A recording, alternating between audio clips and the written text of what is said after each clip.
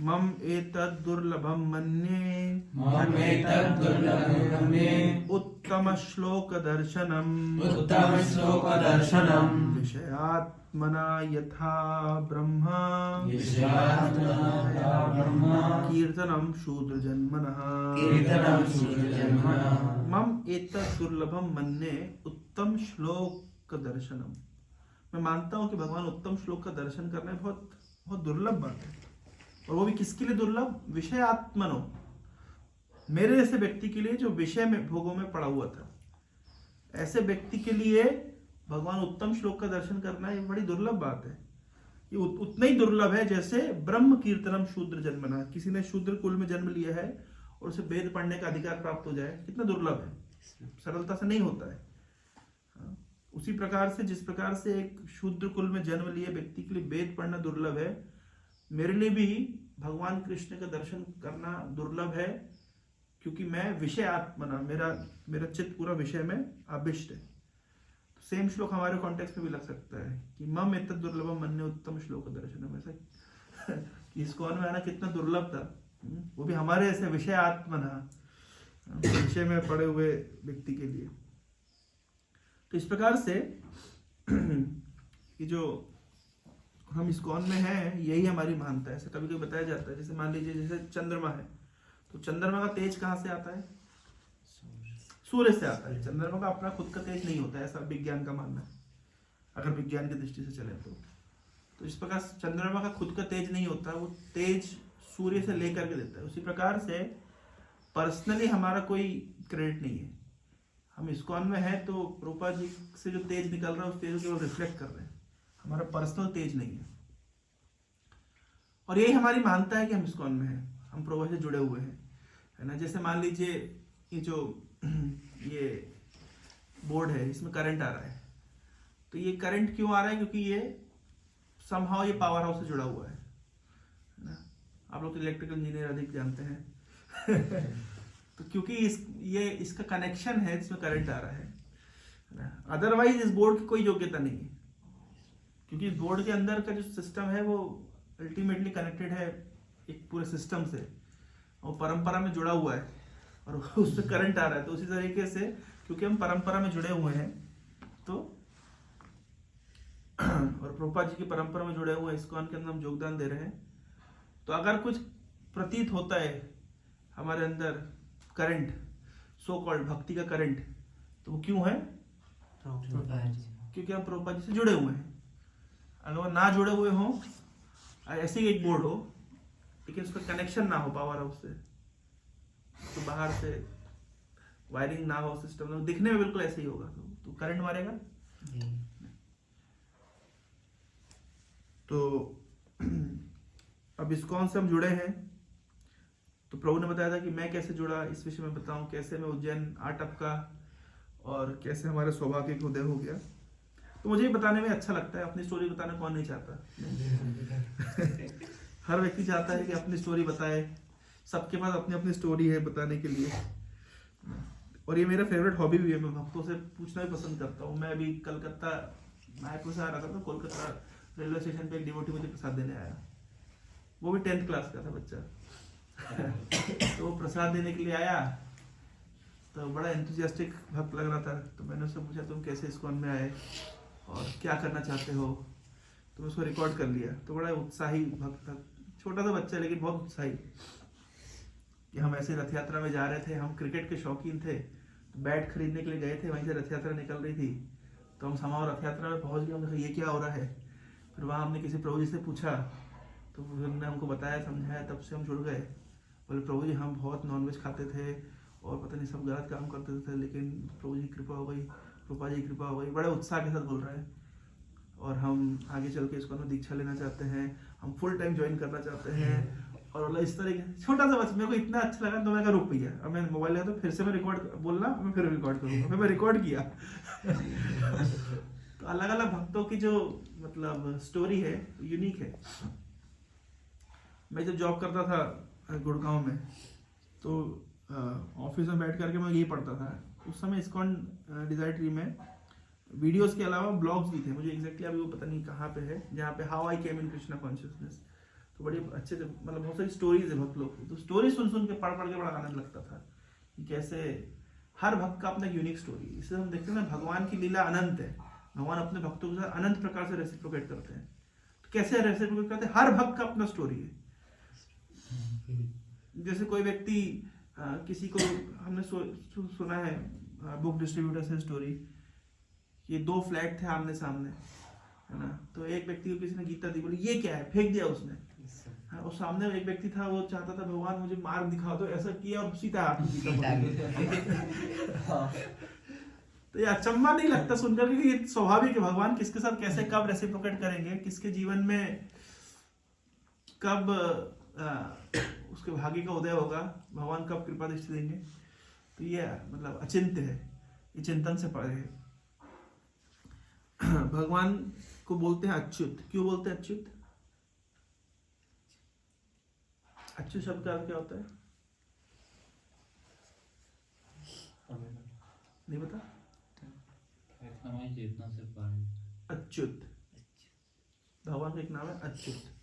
हाँ, अर्जुन भगवान को कह रहा है गीता में कि हे अच्युत, मेरे रथ को दोनों सेनाओं के बीच में जाके रख दीजिए, मैं देखना चाहता हूँ कि कौन कौन मुझसे युद्ध करने आया है।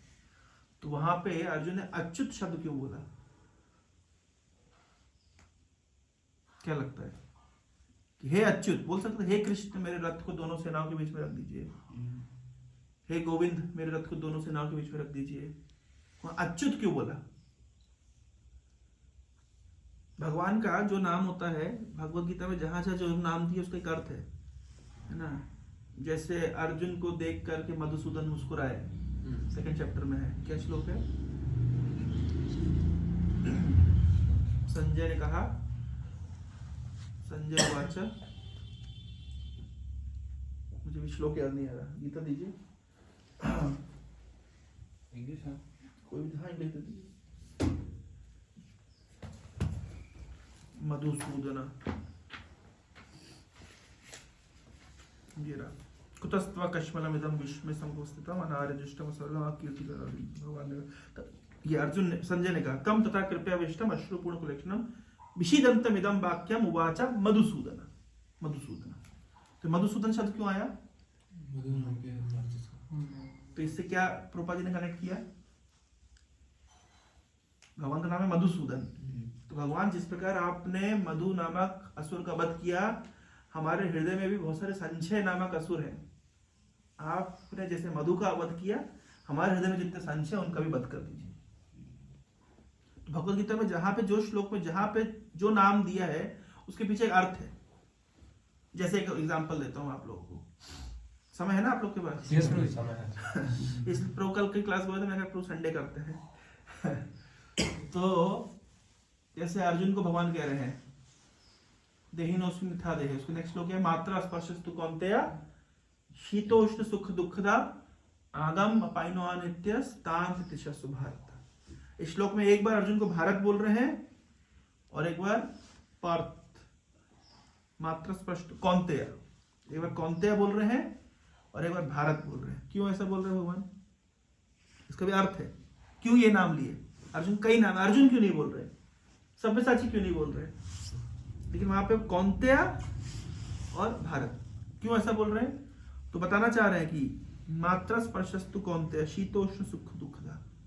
अर्जुन, ये जो सर्दी गर्मी है, ये सब सुख दुख है,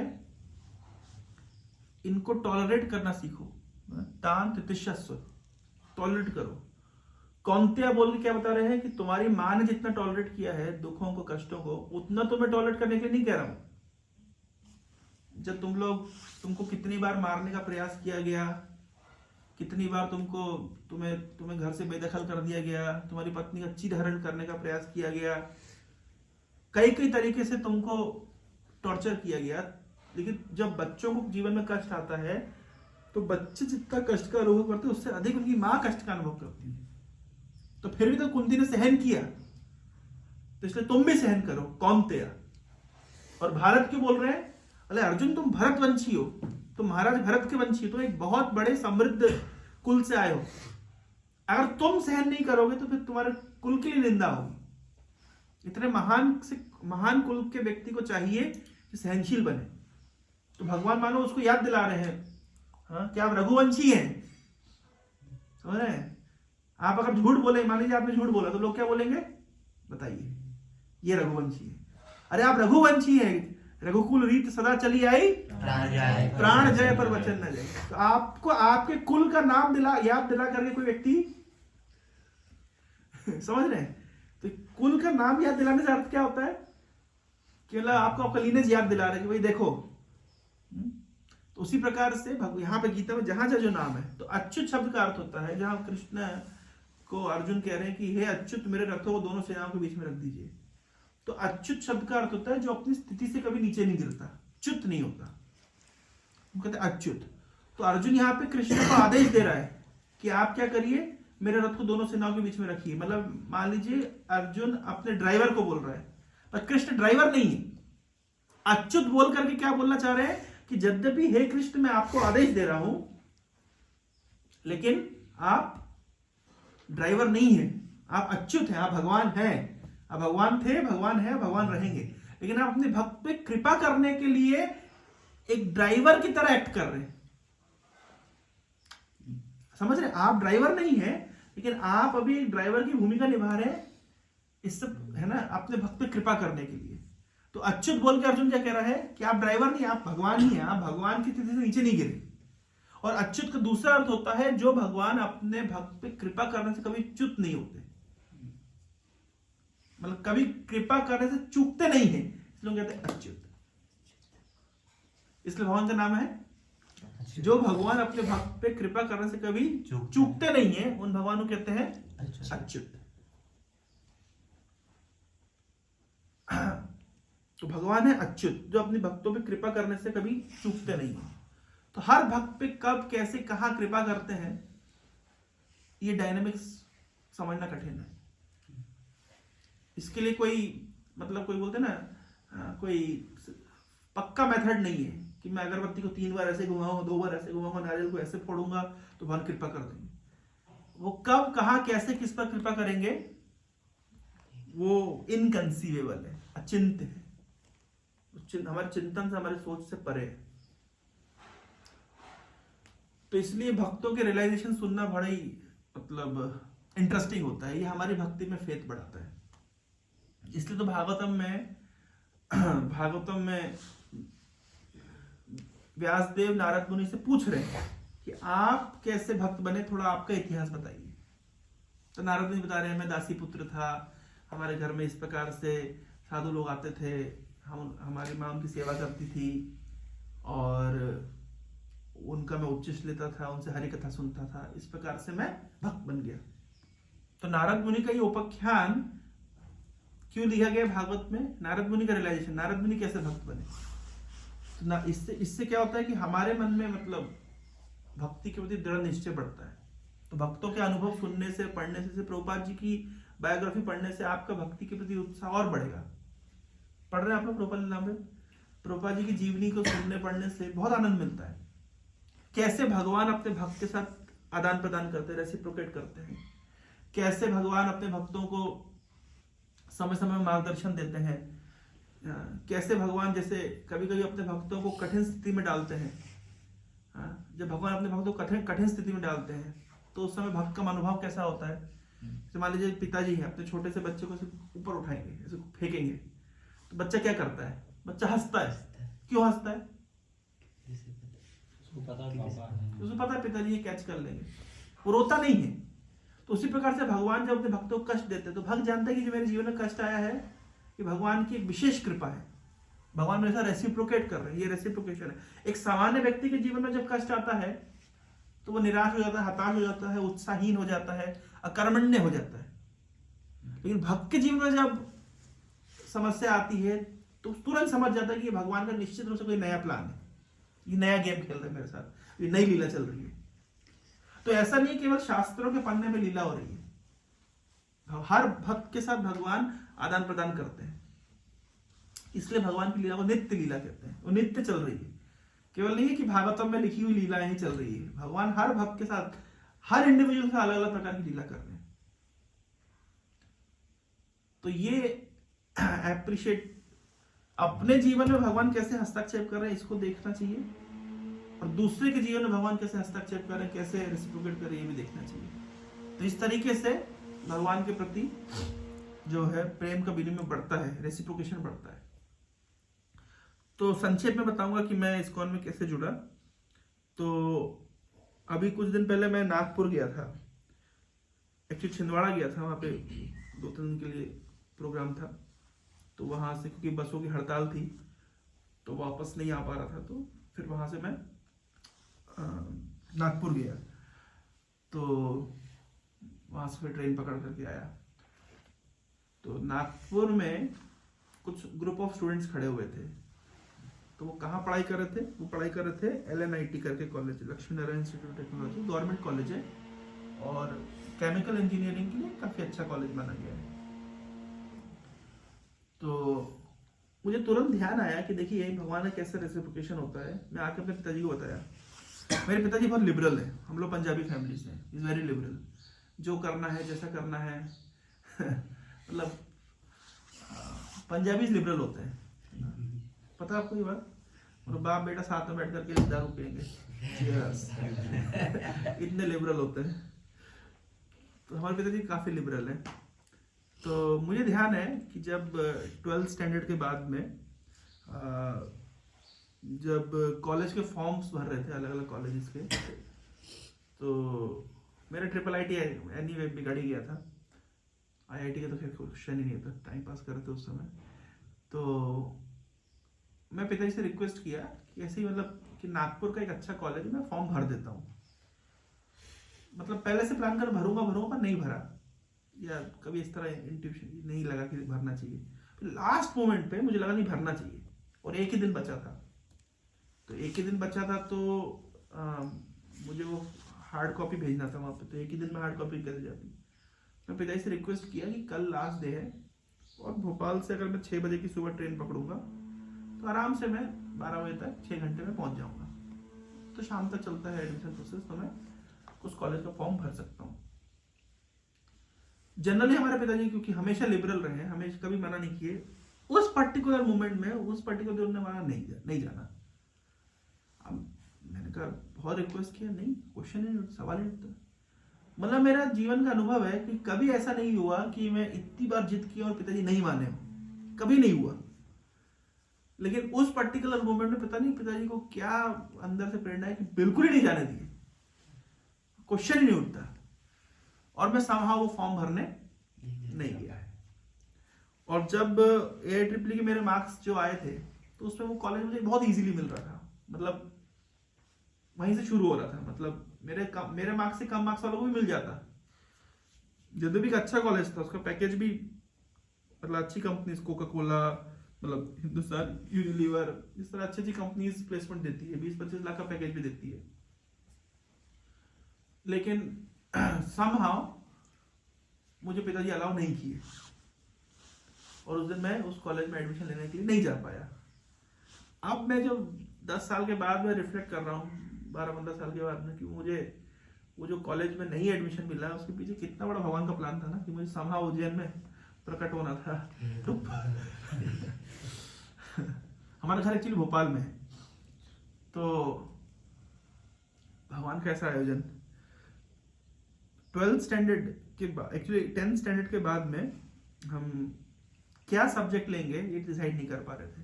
होता है ना कभी कभी आपका सब चीज में इंटरेस्ट है। एक होता है कि कुछ लोग होते हैं, लोग कट्टर मैथ्सवादी होते हैं, है ना, उन्हें बायो बिल्कुल घुसती नहीं है, तो उन्हें तो इंजीनियरिंग ही करनी होती है ना। कुछ होते हैं कट्टर कॉमर्स वाले, है ना, उन्हें तो पता ही है जीवन में क्या करना है। ये समस्या उनके साथ होती है जिनको सब अच्छा लगता है, वो बेचारे क्या करें। तो मेरी स्थिति ऐसी थी, मुझे सब अच्छा लगता था।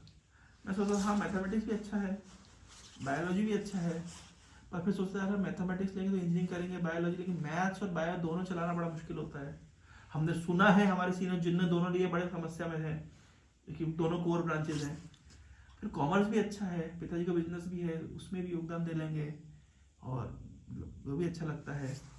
कुछ नहीं होगा तो यहाँ कम से कम अपन UPSC वगैरह की तैयारी भी कर सकते हैं, आर्ट्स ले सकते हैं, हिस्ट्री पढ़ना भी पसंद है। किसी को लोगों को हिस्ट्री पसंद नहीं होती, मुझे हिस्ट्री भी पसंद है। हिस्ट्री, पॉलिटिक्स, तो आप बड़ी बड़ी भारी समस्या में फंस गए। ये भी अच्छा लगता है, वो भी अच्छा लगता है, वो भी अच्छा लगता है, लें क्या सब्जेक्ट? तो अब कंफ्यूजन इतना, आप किस किस से पूछें? अच्छा, जब आप कंफ्यूज होते हो आपसे ज़्यादा आपके पेरेंट्स कंफ्यूज होते हैं। भाई आप अगर फिक्स हो तो कोई बात नहीं, लेकिन समस्या है कि जब आप कंफ्यूज होते हैं तो आपके ज़्यादा हेडेक, आपका जितना हेडेक नहीं आपके पेरेंट्स में ज़्यादा हेडेक होता है। होना भी चाहिए, स्वाभाविक है, तो कोई बात ही नहीं। तो हमारे पेरेंट्स भी खोजें, सबसे पूछें जो एजुकेशन बैकग्राउंड है, जिनका टीचर्स हैं या प्रोफेसर्स हैं किसी कॉलेजेस में या लेक्चरर हैं, उनसे पूछें, सीनियर स्टूडेंट से पूछें, मैं भी पूछूं, वो भी पूछें, हम सब बहुत रिसर्च, घंटों घंटों रिसर्च चलता था। ये तब की बात है जब मेरा 10th का रिजल्ट नहीं आया था, और रिजल्ट तो खैर जो जब भी आना ही था तो ट्रांसफर लेनी ही है, तो कई दिन तक ये रिसर्च चलता रहा। मतलब आप सोचिए रिसर्च कितने एक्सट्रीम पे गया होगा। मतलब मैं रिफ्लेक्ट कर रहा हूँ अपनी पुरानी मतलब समय को, कि रिसर्च इतना इतना डेप्थ में गया कि हम एक एस्ट्रोलॉजर के पास गए। एक मैडम थी, तो वो काफी लर्नेड थी, मतलब तो उनके पास हम गए, तो उनसे ही पूछने के लिए कि हमारे लिए कौन सी स्ट्रीम अच्छी होगी। मुझे ये तो ध्यान नहीं कि उन्होंने क्या आंसर दिया, पर मुझे एक क्वेश्चन का आंसर याद है। मतलब एक क्वेश्चन मैंने पूछा, मैं नेता बन सकता हूँ क्या? मेरे मन में पॉलिटिक्स में जाने की इच्छा थी, तो बोले आपकी कुंडली के हिसाब से आप नेता नहीं बन सकते। अच्छा, तो अब देखिए, मतलब मेरा वाइड स्प्रेड ये था, मुझे साइंटिस्ट भी बनना था, मुझे डॉक्टर भी बनना था, समझ रहे, एक मल्टीपल, मुझे टीचर भी बनना है, ये इतनी सारी वाइड, मुझे नेता भी बनना है, आप समझ रहे हैं मल्टीपल चीजें कैसे होगी। मुझे ध्यान है हमारे दादाजी बीच बीच जब मैं इसको ज्वाइन कर लिया, विशेष रूप से फुल टाइम ज्वाइन कर लिया, तो मेरे दादाजी मेरे को बार बार बोलते थे, बोले देख है ना, 8th स्टैंडर्ड में जब तुमने कहा था कि पास होने के बाद तुमको ये स्टेथोस्कोप दिलाना चाहिए, तो हमने स्टेथोस्कोप दिलाया, ताकि स्टेथोस्कोप को देख देख के हमें इंस्पिरेशन आया कि मैं डॉक्टर बनूंगा। ठीक है, फिर उसके बाद 9th स्टैंडर्ड जब तुम पास हुए तो हमने तुमको माइक्रोस्कोप दिलाया। मेरे पास है एक माइक्रोस्कोप, आज भी रखा हुआ है? तो माइक्रोस्कोप देख करके जब उल्टा है, 7th स्टैंडर्ड में स्टेथोस्कोप दिलाया, 8th स्टैंडर्ड में माइक्रोस्कोप दिलाया, 9th स्टैंडर्ड में वो डाइसेक्शन सेट होता है ना, जिसमें चूहों की चीर फाड़ करने के लिए चीर फाड़ किया जाता है। हाँ, पूरा सेट आता है, एक सेट आता है, बड़ा सुंदर सा दिखता है, कट वाला सा, है ना? हाँ, तो हालांकि आजकल तो बायोलॉजी में बैन हो गया, आप नहीं करते हैं स्कूलों में, है ना? मुझे ये भी ध्यान है कि मतलब वो दिलाए भी दादाजी। उसके बाद क्या किया, मैं दादाजी को बोला दादाजी एक मेढक चाहिए। तो देखिए हमारे दादाजी क्या किए, पूरा मोहल्ले से मेढक पकड़ करके लाए, उसको जैसे तैसे करके, और उसको हमने सफोकेशन करके, मेरे को दादाजी कितना पाप कर्म किया देखो, उसको डुबा के हमने मार डाला। ठीक है, आप बोले कि करो इसका डिसेक्शन, मैंने कहा मेरे हाथ का पे नहीं है, मुन्ना भाई MBBS उसको दे दिया कि भाई करो, कौन कर पाएगा मारा नहीं करके। लेकिन एक मेढक की बेचारे की बलि चढ़ा दी हमने, पाप कर्म के तो आज कितना दुख लगता है फालतू में। देखो हमारे सो कॉल्ड शौक के लिए, और हमारे दादाजी देखो कितना पौत्र मोह में पाप कर्म कर रहे हैं, उनको फर्क नहीं पड़ रहा। तो हमारे दादाजी बोलते देखो तुमको 7th स्टैंडर्ड में स्टेथोस्कोप दिलाया, तुम डॉक्टर नहीं बने, तुम्हें 8th स्टैंडर्ड में डिसेक्शन सेट दिलाया, तुम मतलब उस फील्ड में नहीं, बायोलॉजी फील्ड में नहीं गए, तुम्हें 9th स्टैंडर्ड में माइक्रोस्कोप दिलाया, तुम साइंटिस्ट नहीं बने। तो मैंने दादाजी को 5th क्लास में आप नहीं करताल दिलाई थी। अभी उस फील्ड में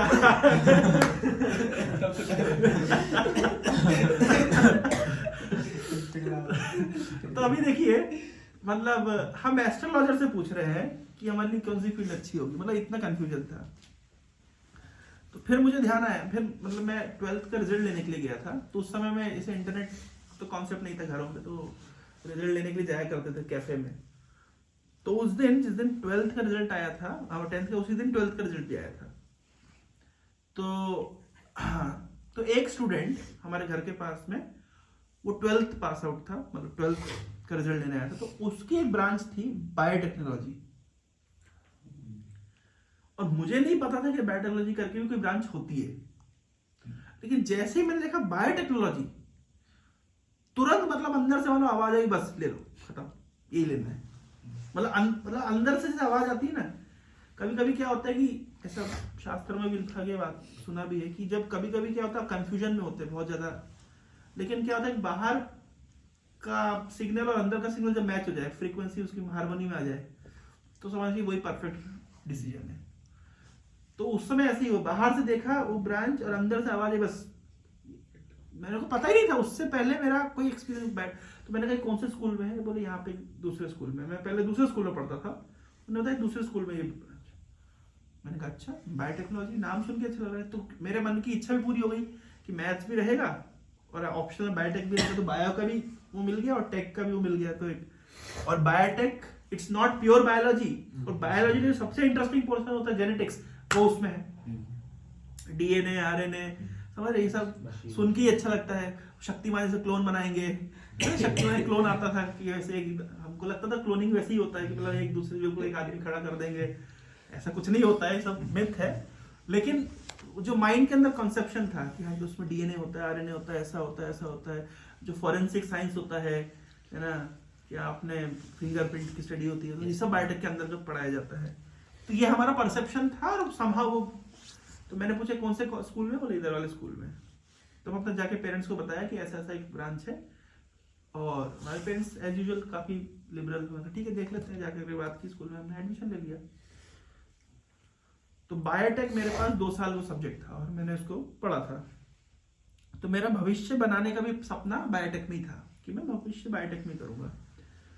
तो हमने जेपी यूनिवर्सिटी में एडमिशन लिया 12th के बाद में, ये शिमला में थी, और बिल्कुल पहाड़ों के बीच में, हमेशा मतलब पूरा साल भर ऐसे ही मौसम रहता है, तो वो पहाड़ मतलब शिमला से 15 किलोमीटर पीछे, और बढ़िया ऐसे करके घुमावदार घाटियों के बीच में बहुत सुंदर सा कैंपस था। हम वो कैंपस देखने के लिए भी गए थे पेरेंट्स के साथ में, और वहाँ पे बायोटेक में एडमिशन मैंने ले लिया। मुझे आज भी ध्यान है कि मेरे दादाजी ने पूछा था मेरे पिताजी से, बहुत ज़्यादा फीस थी, तो पिताजी से पूछा कि तुम कर लोगे, इतनी फीस दे लोगे? मतलब उस समय उनकी फीस थी 2.5 लाख रुपए साल की, तो और 5 साल का इंटीग्रेटेड बीटेक एमटेक कोर्स था। तो मुझे वो एग्जैक्टली वो इंप्रेशन मेरे माइंड में मुझे क्लियर है कि मेरे दादाजी पिताजी से पूछ रहे हैं कि तुम इतना कर लोगे? हाँ मेहनत कर लेंगे। मुझे वो पर्टिकुलर वो मतलब सीन अभी भी मेरे दिमाग में ताजा है। हाँ बोले हम मेहनत कर लेंगे, कोई समस्या नहीं है। तो फिर उसके बाद में ये हो गया, एडमिशन ले लिया। अब एडमिशन लेने के बाद में हम पीईटी का रिजल्ट आया, उस समय प्री इंजीनियरिंग टेस्ट चलता था। तो पीईटी समहाउ भवानी कृपा से मेरा अच्छा गया था। पीईटी में वैसे नेगेटिव मार्किंग तो होती नहीं थी, है ना। और एक पीईटी का मैंने पैटर्न देखा हुआ था जो उसके प्रीवियस ईयर पेपर्स में। पैटर्न ये कि अगर मान लीजिए इस साल अगर आंसर में ज्यादा डी है तो मैक्सिमम आंसर डी होंगे। फिर दूसरा पेपर देखा, इस बार सी चला तो मैक्सिमम सी होंगे, जैसे ए चल रहा है तो मैक्सिमम ए होंगे। पता नहीं क्या पैटर्न है उसका, ऐसा समहाउ काम कर गया। तो मैंने कहा ठीक है, जितने क्वेश्चन बनेंगे और जो मैक्सिमम आए होंगे मतलब आंख बंद कर ढूंढ के देंगे। और पीईटी में क्या होता है कि केवल एमपी के लोग नहीं बैठते, है नाम उसका एमपी पीईटी, लेकिन एमपी पीईटी में एमपी के लोग भी होंगे, यूपी भी होंगे, बिहार भी होंगे, झारखंड में सब बैठते हैं। तो मैंने दिया एग्जाम, उस दिन कौन सा लगा था, बी था या सी था, जो भी था, ज्यादातर आंसर बी या सी पढ़ रहे थे। तो मैंने कहा ठीक है, अब जितने क्वेश्चन बन गए तो बन गए, अब लास्ट में जितने बचे नेगेटिव मार्किंग तो है नहीं, आंख बंद करके B B B B B B पूरा पेपर भर दिया। देखिए तुक्के कैसे काम करते हैं। तो जब भर दिया, रिजल्ट आया तो मेरी रैंक थी 290 ऑल इंडिया रैंक। तो दिया हुआ कम से कम लाखों लोगों ने, लेकिन रैंक आई मेरी 290। अब वो तो अपने को पता है, लोग सर कितना बुद्धिमान व्यक्ति है, वही नहीं पता है ना। वो तो आपको पता है कि आप कितने बुद्धिमान हैं, आपकी केवल बुद्धि इतनी है कि आपने पैटर्न समझ लिया, है ना।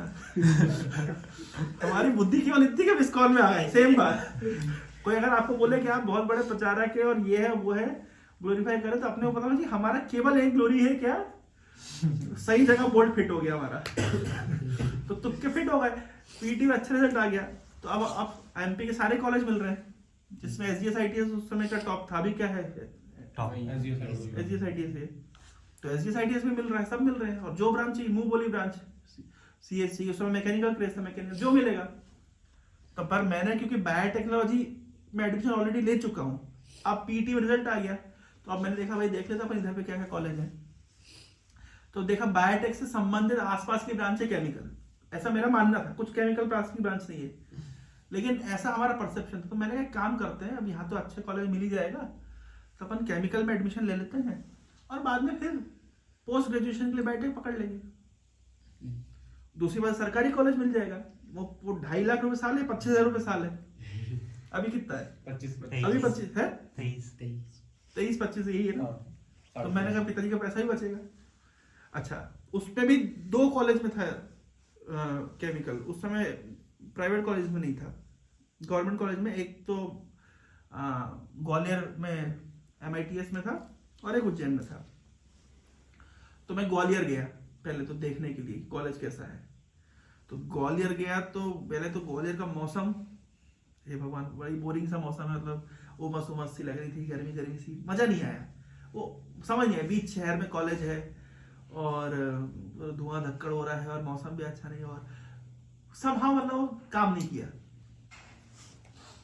फिर मैंने कहा एक काम करते, उज्जैन चेक कर लेते हैं। और जब उज्जैन आया तो मानो रात को बारिश हुई हो, सुबह बिल्कुल घास पेड़, तुम्हारा तो कितना सुंदर जंगल के बीच में सुंदर सा कॉलेज, मतलब उसका जो ऑरा देख कर लगा बस, मानो अंदर से आवाज रही बस यही आना है।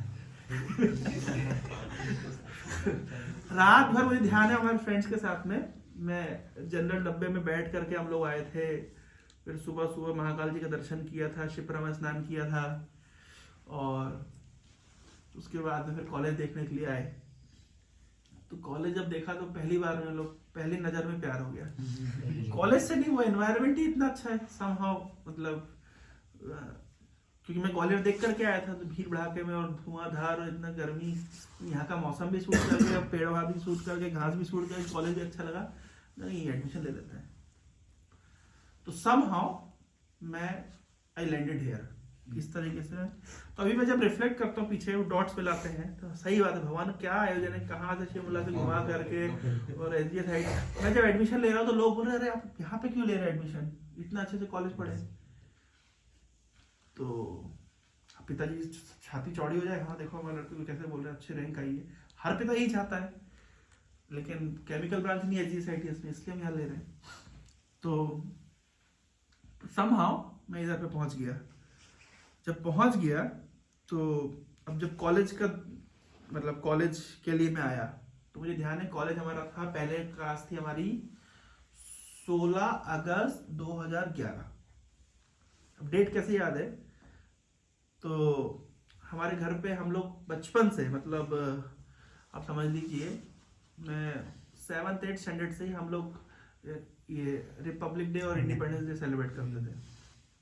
ये देशभक्ति का चस्का भी था, मतलब देखिए मैं मल्टीपल चस्के बता रहा हूँ आपको, उसका कारण है बताने का, उस स्टोरी के पीछे में बहुत इंपॉर्टेंट चीज बताने वाला हूँ। मतलब 5th 6th स्टैंडर्ड से ही, बचपन से मुझे ध्यान है। पहले मैं क्या करता था कि पहले वो सिंपल नॉर्मल, हमारी मम्मी की बुटीक था, सिलाई ये था, तो उनसे बोलता आप झंडा सिल दो, तो वो लाल पट्टी, सफेद पट्टी, हरी पत्ती, फिर हम क्या करते थे उसमें सर्कल बना करके बना लेते थे और वो झंडा लगाते थे।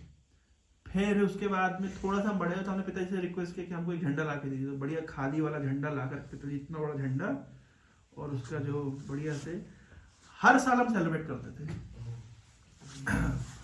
हर साल हम उसको सेलिब्रेट करते थे।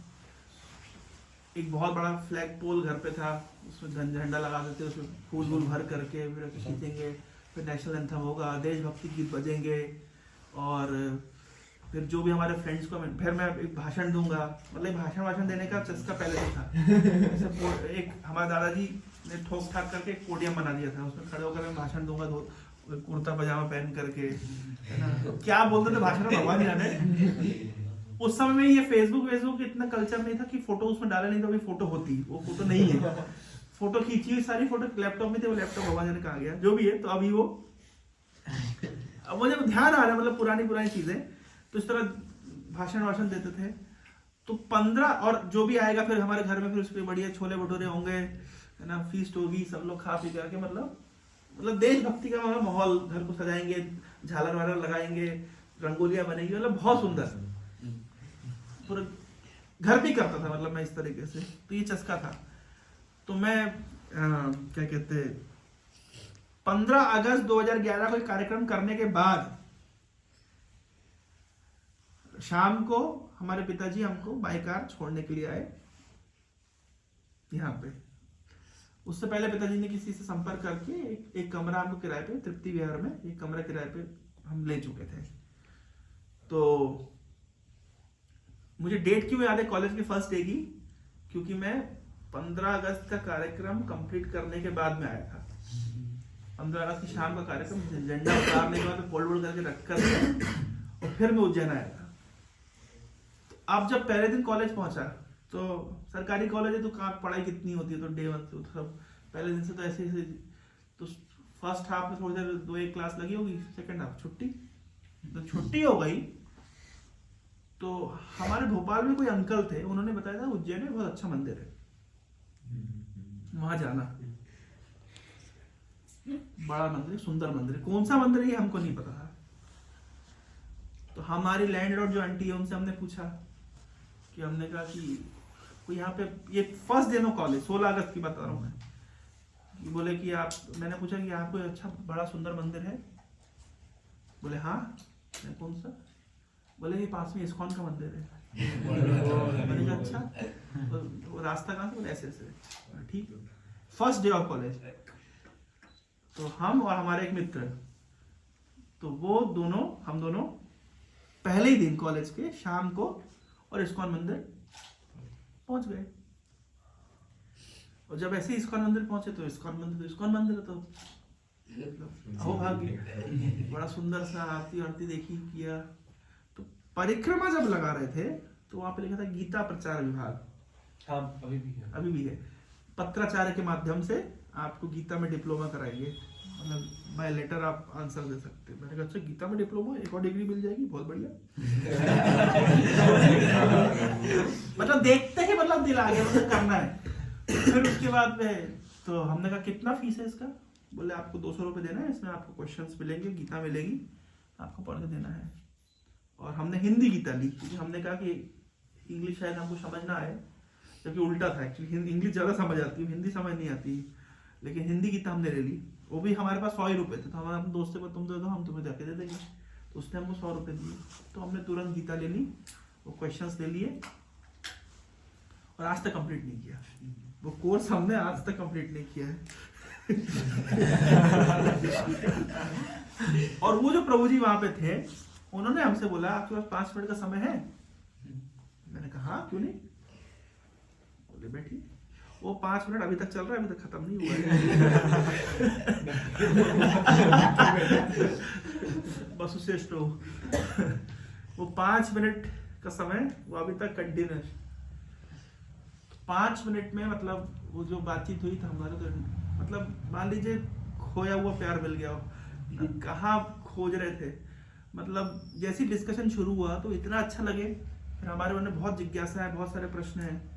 हम हर दिन आते थे, मतलब कॉलेज, तो कॉलेज सरकारी कॉलेज में कुछ सेकेंड हाउस अक्सर नहीं लगता था, और फर्स्ट ईयर तो वैसे ही कोई नहीं पूछता। तो मैं आ जाता था, मुझे ध्यान है 3 मंदिर बंद होता था, 2:30-3 बजे मंदिर पहुंच जाता था, और मंदिर के पीछे साइड में बैठ करके, वही परिक्रमा जहाँ होती है मैं बैठ करके, और प्रभु जी से लगे लगे लगे लगे 6 बज जाए, 7 बज जाए, 8 बज जाए।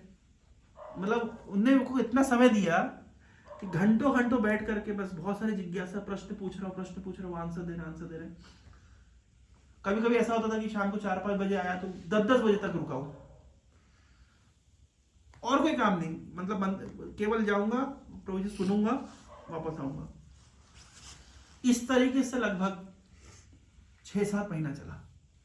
लेकिन मुझे ध्यान है कि वो जो 6-7 महीने में जितना मतलब फिलोसफिकल अंडरस्टैंडिंग हो गई, मैं जब करना शुरू नहीं किया था, अभी एक वाला भी जब नहीं, 6-7 महीने में मैं केवल फिलोसफी समझी, जब शुरू नहीं किया था।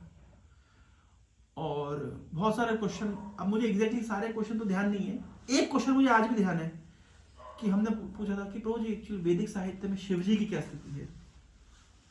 शिव जी के विषय में हमने मतलब इस्कॉन वाले जैसे बताते थे तो हमको थोड़ा सा मतलब डाइजेस्ट नहीं होता था, नहीं ध्यान रहा अभी भी नहीं होता नहीं, है। अब होता है।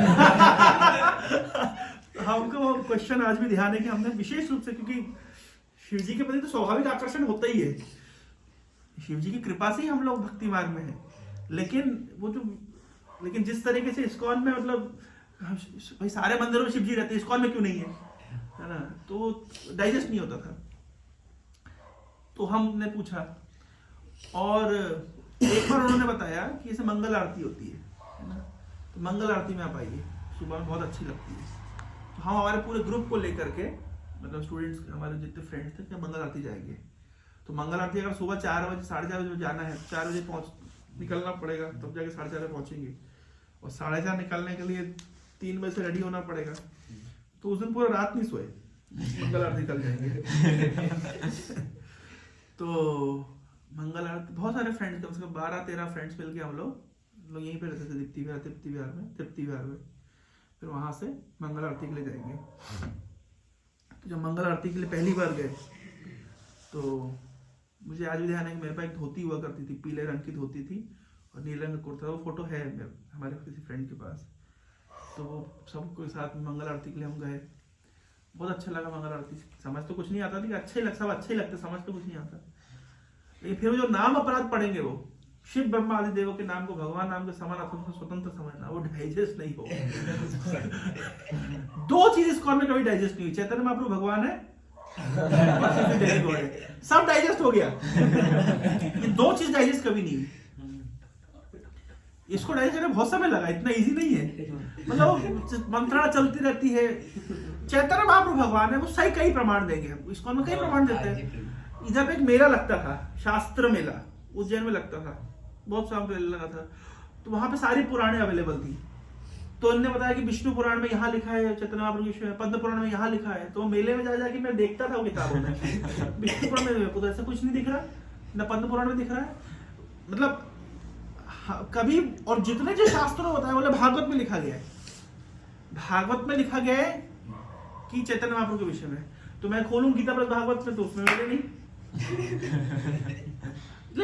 उसको सब अच्छा लगता है, सब कुछ बहुत बढ़िया है, लेकिन यार वो चैतन्य महाप्रभु का वर्णन भागवत में तो मिल नहीं रहा। नहीं, जेन्युइन जिज्ञासा। अभी अब क्या है, मतलब बोल भी नहीं पाए, मतलब फूका भी ना जाए और निगला भी ना जाए, ऐसी स्थिति है।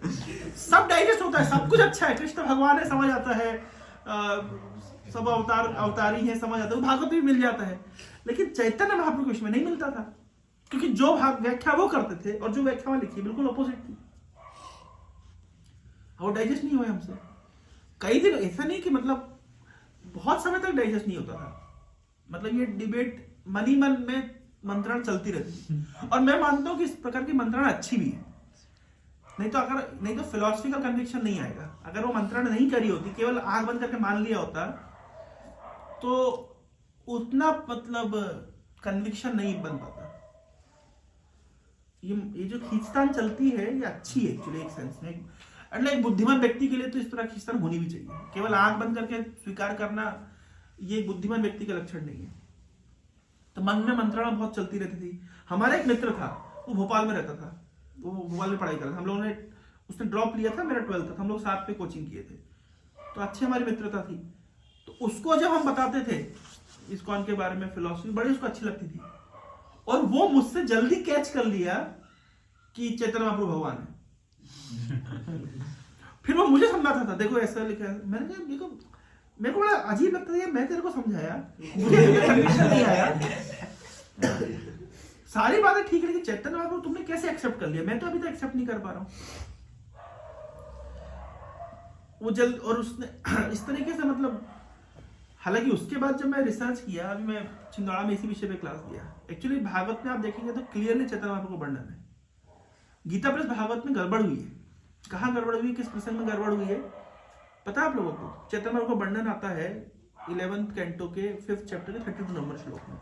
कृष्ण वर्णम तुषा कृष्ण सुना है श्लोक 11.5.32। 11.5.32 की इस्कॉन की बुक में आप व्याख्या देखेंगे तो अलग है, और गीता प्रेस गोरखपुर की, अब हमको लगता था धार्मिक किताब मतलब गीता प्रेस, नहीं, गीता प्रेस छोड़ करके कोई मतलब गीता प्रेस की सही, भागवत और गीता प्रेस, जो गीता प्रेस पे है वो सही है, बाकी सब गलत है। हमारा तो यही एक और ये एक अंडरस्टैंडिंग जनरली सभी भारतीयों का है, जो भी सनातन धर्मावलंबी है उनका मानना है कि गीता प्रेस परफेक्ट है, पर ये बात गलत है, ये सही नहीं है। गीता प्रेस एक अच्छा अनुष्ठान है जिन्होंने आध्यात्मिक और धार्मिक ग्रंथों को जन सामान्य तक पहुंचाया। लोग हमसे पूछते हैं अरे आप ही गीता का रेट तो इतना 300 रुपए की गीता दे रहे हो, देखो गीता प्रेस में तो 50 रुपए मिल जाती है, 20 रुपए मिल जाती है, लोग हमसे इसी तरह से बोलते हैं। हाँ, तो गीता प्रेस ने एक्चुअली बहुत योगदान दिया है मतलब आध्यात्मिक और धार्मिक ग्रंथों को जन सामान्य तक पहुंचाने के लिए। जितना योगदान उन्होंने दिया है शायद ही किसी ने ऐसा योगदान दिया हो। और गीता प्रेस के जो फाउंडर है हनुमान प्रसाद पोद्दार, अगर आप थोड़ा सा रिसर्च करेंगे तो हनुमान प्रसाद पोद्दार वो व्यक्ति जिन्होंने प्रभुपाद जी को भागवतम सेट छापने के लिए डोनेशन दिया था, पहले डोनेशन दिया था, अवचरण में देखा है ना, अवचरण में लिखा गया है प्रभुपाद ने। तो हनुमान प्रसाद पोद्दार बहुत एक अच्छे मित्र और एक अच्छे वेल विशर थे प्रभुपाद जी के। 2-3 प्रमाण आपको देता हूं। हनुमान प्रसाद पोद्दार जी का एक मानना था कि किसी भी जीवित व्यक्ति की फोटो वो अपनी मैगजीन में नहीं छापेंगे। उनकी एक मैगजीन आती है कल्याण पत्रिका, बोले जिंदा आदमी की फोटो नहीं डालेंगे। भाई आप बोले कि बहुत व्यक्ति महान है ना, नरेंद्र महान है ना, तो नरेंद्र महान है लेकिन अभी जिंदा है, तो कल को कुछ गड़बड़ भी कर सकता है। तो अगर आज हम उसकी फोटो डाल दें और कल को फिर वो कुछ नालायकी करता वो पकड़ा जाए तो उनकी पत्रिका का क्या होगा, मतलब वो तो ऑथेंटिसिटी खत्म हो जाएगी। तो हनुमान प्रसाद पोद्दार जी का मानना था कि जीवित व्यक्ति का फोटो वो नहीं डालेंगे, लेकिन प्रभुपाद जी का फोटो उन्होंने डाला और प्रभुपाद जी के आंदोलन के विषय में उन्होंने लिखा कल्याण पत्रिका कई बार। मतलब प्रभुपाद जी के संसार में रहते हुए प्रभुपाद जी की फोटो भी डाली, प्रभुपाद जी के आंदोलन के विषय में भी उन्होंने लिखा। तो और प्रभुपाद जी को भागवतम के लिए डोनेशन भी दिया। और परम पूज्य राधा गोविंद महाराज हनुमान प्रसाद पोद्दार जी के बहुत बड़े मतलब फैन थे और वे अप्रोच किए हनुमान प्रसाद पोद्दार जी को, आप हमें दीक्षा दीजिए। तब उन्होंने बोला कि मैं आपको दीक्षा नहीं दूंगा, मैं आपके लिए आपका गुरु नहीं हूं, अगर आपको दीक्षा लेनी है, आपको गुरु चाहिए तो आप जाइए इसी भक्तिदान स्वामी प्रभुपाद जी के पास, वे आपको मार्गदर्शन देंगे, वे आपको दीक्षा देंगे, वे आपके गुरु हैं। इस प्रकार से राधा गोविंद महाराज को हनुमान प्रसाद पोद्दार जी भेजे थे प्रभुपाद जी के पास। तो कई तरीके से हम समझ सकते हैं कि जो हनुमान प्रसाद पोद्दार है बहुत बड़े शुभचिंतक हैं और हमेशा से प्रभुपाद जी के करीबी रहे हैं। लेकिन गीता प्रेस गोरखपुर में जो ट्रांसलेशंस हैं वो बहुत सारे ट्रांसलेशन स्कॉलर्स के द्वारा किए गए। संस्कृत के स्कॉलर ठीक शास्त्रों का ट्रांसलेशन नहीं कर पाते, क्योंकि शास्त्रों का जो ट्रांसलेशन जैसे श्रीमद् भागवत का ट्रांसलेशन के संस्कृत के ज्ञान के अलावा परंपरा का बैकअप चाहिए होता है। ये पारंपरिक ज्ञान है ना, परंपरा के हिसाब से एक्चुअली ट्रांसलेशंस होते हैं। तो हमारा जो गौड़ीय वैष्णव परंपरा है, तो हमारी परंपरा में जिस तरह ट्रांसलेशन होगा केवल संस्कृत का ज्ञानी व्यक्ति उसको ट्रांसलेट नहीं कर पाएगा। तो हनुमान प्रसाद पोद्दार जो गीता प्रेस गोरखपुर में भागवतम के एडिशन में इस श्लोक का ट्रांसलेशन गलत है, कृष्ण वर्णम तुषार कृष्णम संगोपंगस्त पार्षदम, लेकिन हमको तो लगता था वही प्रमाण है क्योंकि जो गीता प्रेस में लिखा है, और हम चेक करते थे और हमें मिलता नहीं था।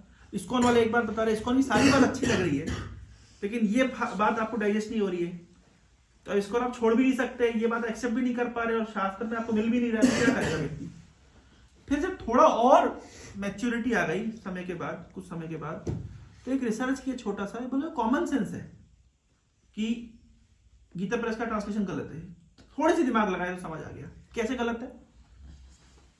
मैं आप लोगों को बता रहा हूं कैसे एक आकलन करना चाहिए एक भक्त को, ये स्वाभाविक है। मतलब हम लोग आंख बंद करके, कोई मेरे से बोले आप आंख बंद करके इस्कॉन में आ गए, आपको ब्रेन वॉश कर दिया है, तो मेरे पास 100 तरीके समझाने के भाई ब्रेन वॉश नहीं हुआ है। मतलब हम हमारी बुद्धि लगा करके आए हैं और हम प्रभुपाद जी के ग्रंथों को आंख बंद करके स्वीकार नहीं कर रहे हैं। इसके पीछे बहुत लॉजिक है। जैसे पर्टिकुलर इस श्लोक का लॉजिक मैं आपको बताता हूँ। श्रीमद् भागवत के 10वें स्कंद के 8वें अध्याय में भगवान कृष्ण के नामकरण का वर्णन है। कौन नामकरण किए भगवान कृष्ण का? गर्गाचार्य, गर्ग मुनि। आज भी वृंदावन में जाएंगे, गए हैं आप लोग वृंदावन? वृंदावन में स्थान है ओकुल बंधन, जहां पे भगवान कृष्ण को रस्सी से बांधा गया था। रोड के उस पार में आप देखेंगे कि वो स्थान है जहां पे भगवान कृष्ण का नामकरण किया था गर्गाचार्य ने, गर्ग मुनि ने। गर्ग मुनि वसुदेव जी के कुलगुरु हैं। तो जब गर्ग मुनि का आगमन हुआ गोकुल में, तो नंद महाराज ने उनसे प्रार्थना करी कि आप हमारे बच्चों का नामकरण करिए। तब गर्गाचार्य कहते देखिए, मैं वसुदेव जी का कुलगुरु हूं और मैं आपके पुत्रों का अगर नामकरण करूंगा तो कंस को पता चल जाएगा। उसको क्या लगेगा कि ये वसुदेव जी का पुत्र है, ये नंद के घर चुपके से रह रहा है। ये बात नंद को नहीं पता थी कि एक वसुदेव जी का पुत्र है, लेकिन नंद को इनडायरेक्टली वसुदेव जी बोले, गर्गाचार्य बोले कि अगर ऐसा होगा तो सबको ऐसे ही लगेगा कि आपका पुत्र नहीं है, ये वसुदेव जी का पुत्र है। और कंस ने वैसे ही इनको मारने के लिए प्रयास कर रहे हैं, तो और उसकी जो मतलब इंटेंसिटी वो बढ़ जाएगी। वैसे ही समस्या आ रही है और समस्या आएगी। तो नंद महाराज ने कहा काम करिए, देखिए आप आए हैं और आप इतने बड़े महान साधु हैं, आपके अगर कर कमलों से कार्य हो जाएगा तो बहुत अच्छा है। हम एक काम करेंगे, हम इसको पब्लिक सेरेमनी नहीं करेंगे। जैसे नामकरण होता है ना, बड़ी पब्लिक सेरेमनी होती है, फीस्ट होती है। हम एक काम करेंगे, तो गौशाला में आप इनका नामकरण कर दीजिए। तो वहां पे नंद महाराज थे, दोनों बच्चे थे, कृष्ण बलराम, और गर्गाचार्य ने उनका नामकरण किया। ये बिल्कुल पब्लिक में बात ही नहीं आई, पब्लिकली ये सेरेमनी हुई नहीं नामकरण। तब वहां पे गर्गाचार्य ने भगवान कृष्ण के विषय में बताया। पहले तो बलराम के विषय में बताया कि इनके पास अतुल्य बल है, इनका नाम होगा बल, ये सभी को आनंद प्रदान करेंगे, इसलिए का नाम है राम। और ये दोनों परिवारों को जोड़ते हैं, नंद के परिवार को और वसुदेव के परिवार को। कैसे जोड़ते हैं कि वसुदेव जी की पत्नी है रोहिणी, लेकिन कंस के भय से अभी नंद के पास रह रही है, नंद के घर में रह रही है। तो क्योंकि ये नंद के परिवार और वसुदेव के परिवार को जोड़ते, इसलिए उनका नाम है संकर्षण। तो इस प्रकार से बलराम जी का नामकरण किया। कृष्ण के विषय में उन्होंने कहा कि ये जो आपका लड़का है, ये 4 युगों में 4 अलग अलग रंगों में प्रकट होता है। ये गर्गाचार्य ने बोला, भागवत में लिखा गया है। ये सतयुग में श्वेत वर्ण में, ये त्रेता में रक्त वर्ण में, लाल रंग में, ये और कलयुग में पीत वर्ण में, और अभी ये जो आया है कृष्ण वर्ण में आया है, मतलब काले रंग में। तो ये 4 कलर्स का वर्णन है, क्लियर वर्णन है। फिर 11th कैंटो के जो 5th चैप्टर है, यहां पे संवाद हो रहा है निमि महाराज का और करभाजन का। करभाजन एक योगेंद्र है। तो निमि महाराज करभाजन से यही प्रश्न पूछ रहे हैं कि भगवान कौन से युगों में कौन से वर्णों में प्रकट होते हैं। तो जो करभाजन जो रिप्लाई दे रहे हैं, उसमें बता रहे हैं कि ये सफेद रंग में आते हैं, ये लाल रंग में आते हैं, फिर ये काले में आए। बच कौन सा गया? पीला बच गया। पीला बच गया। तो पीला जो बच गया, तो अगर आप देखेंगे गीता प्रेस ट्रांसलेशन में, तो वहां पे सफेद का वर्णन है, लाल का वर्णन है, और काले का 2 बार वर्णन है। वहां पे मतलब क्या कहते, द्वापर युग में भी कृष्ण वर्ण का वर्णन है, और कलयुग के लिए भी कृष्ण वर्ण का वर्णन है। तब पकड़ में आता है कि देखो एक खा गए, एक कलर गायब हो गया, और वो कलर का नाम ऑलरेडी 10th कैंटो में तो गर्गाचार्य बोल चुके हैं। इसका मतलब इन्हें श्लोक का ट्रांसलेशन गड़बड़ किया है। तब समझ ऐसे तो इससे पता चल गया भैया देखो पीले रंग का वर्णन था, इसका मतलब है कि इसका ट्रांसलेशन गलत नहीं है। तो मैटर सॉल्व हो गया, चैतन्य महाप्रभु भगवान ने समझ आ गए। हालांकि चैतन्य महाप्रभु भगवान इससे पहले कैसे समझ आए थे उसकी भी, मतलब ये तो बाद में मैंने मतलब एनालिसिस किया।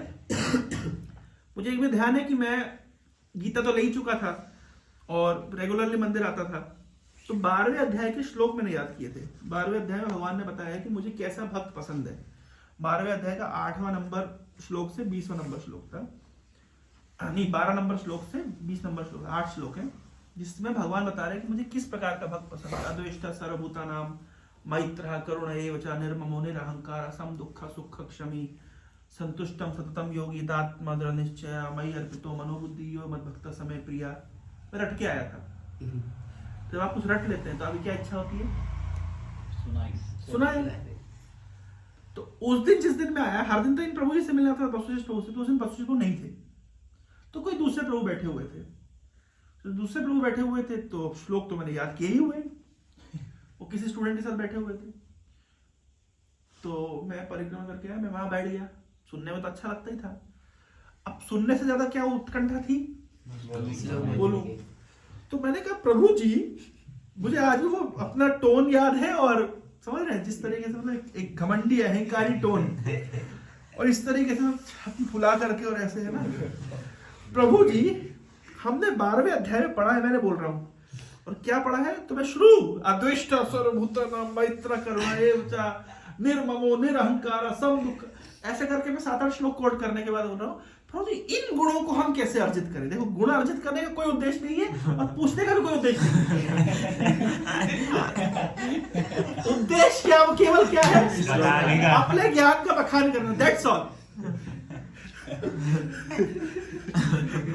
अगर आप पीछे जाके याद करते कि देखिए हम लोग कितने बड़े मूर्ख थे हम लोग, किसके सामने कौन सा ज्ञान बखान कर रहे हैं,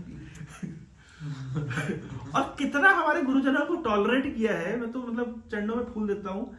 मतलब चाणक्य ने कहा है, एकम अपि अक्षरम यस्तु गुरु शिष्यम प्रबोधयेत् पृथ्वीम नास्ति तद्द्रव्यम यद् दत्त्वा अऋणी भवेत्। पृथ्वी में ऐसा कोई द्रव्य नहीं जिसको देकर के आप गुरु के ऋण से मुक्त हो सकते हैं। ऐसा कोई मतलब पृथ्वी पे द्रव्य नहीं है कि आप बोले कि मैंने गुरु जी को दे दिया तो अब मैं अपने ऋणों से मुक्त हो गया। इम्पॉसिबल। किस चेतना में हम गए थे, अपना ज्ञान का बखान करने के लिए। तो वो प्रभु जी मेरे को पूरा सुने। उसके बाद सबसे पहले उन्होंने क्वेश्चन किया, आप जप करते हैं? मैं कहा नहीं, जप तो नहीं करता। वो तुरंत देके गए, पहले मुझे एक माला खरीदवाई, बोले माला लो, और ऐसे जप करते हैं। बोले आपको ये सब गुण चाहिए? मैंने कहा हाँ चाहिए। बोला पहले जप करना शुरू, जप करने से गुण आएंगे इस तरह। फर्स्ट इंट्रोडक्शन था मेरा चैंटिंग के लिए। उन प्रभु जी का नाम है चैतन्य चरण प्रभु। तो उसके बाद से फिर चैतन्य चरण प्रभु मुझे काउंसलिंग किए और मुझे मतलब प्रेरित किए कि आप यूवीसी कॉलेज में प्रचार शुरू करिए। ये पहली मुलाकात थी चैतन्य चरण से, मेरी पहली मुलाकात थी। फिर दूसरी मुलाकात कैसी हुई थी, उसी के 1-2 दिन के बाद में प्रभु जी का नंबर में ले आया था। तो हमारे कॉलेज में एनुअल फंक्शन था। तो एनुअल फंक्शन में मेला लगता है, सब लोग अपना अपना कुछ, अभी किस किस प्रकार के एनुअल फंक्शन होते हैं?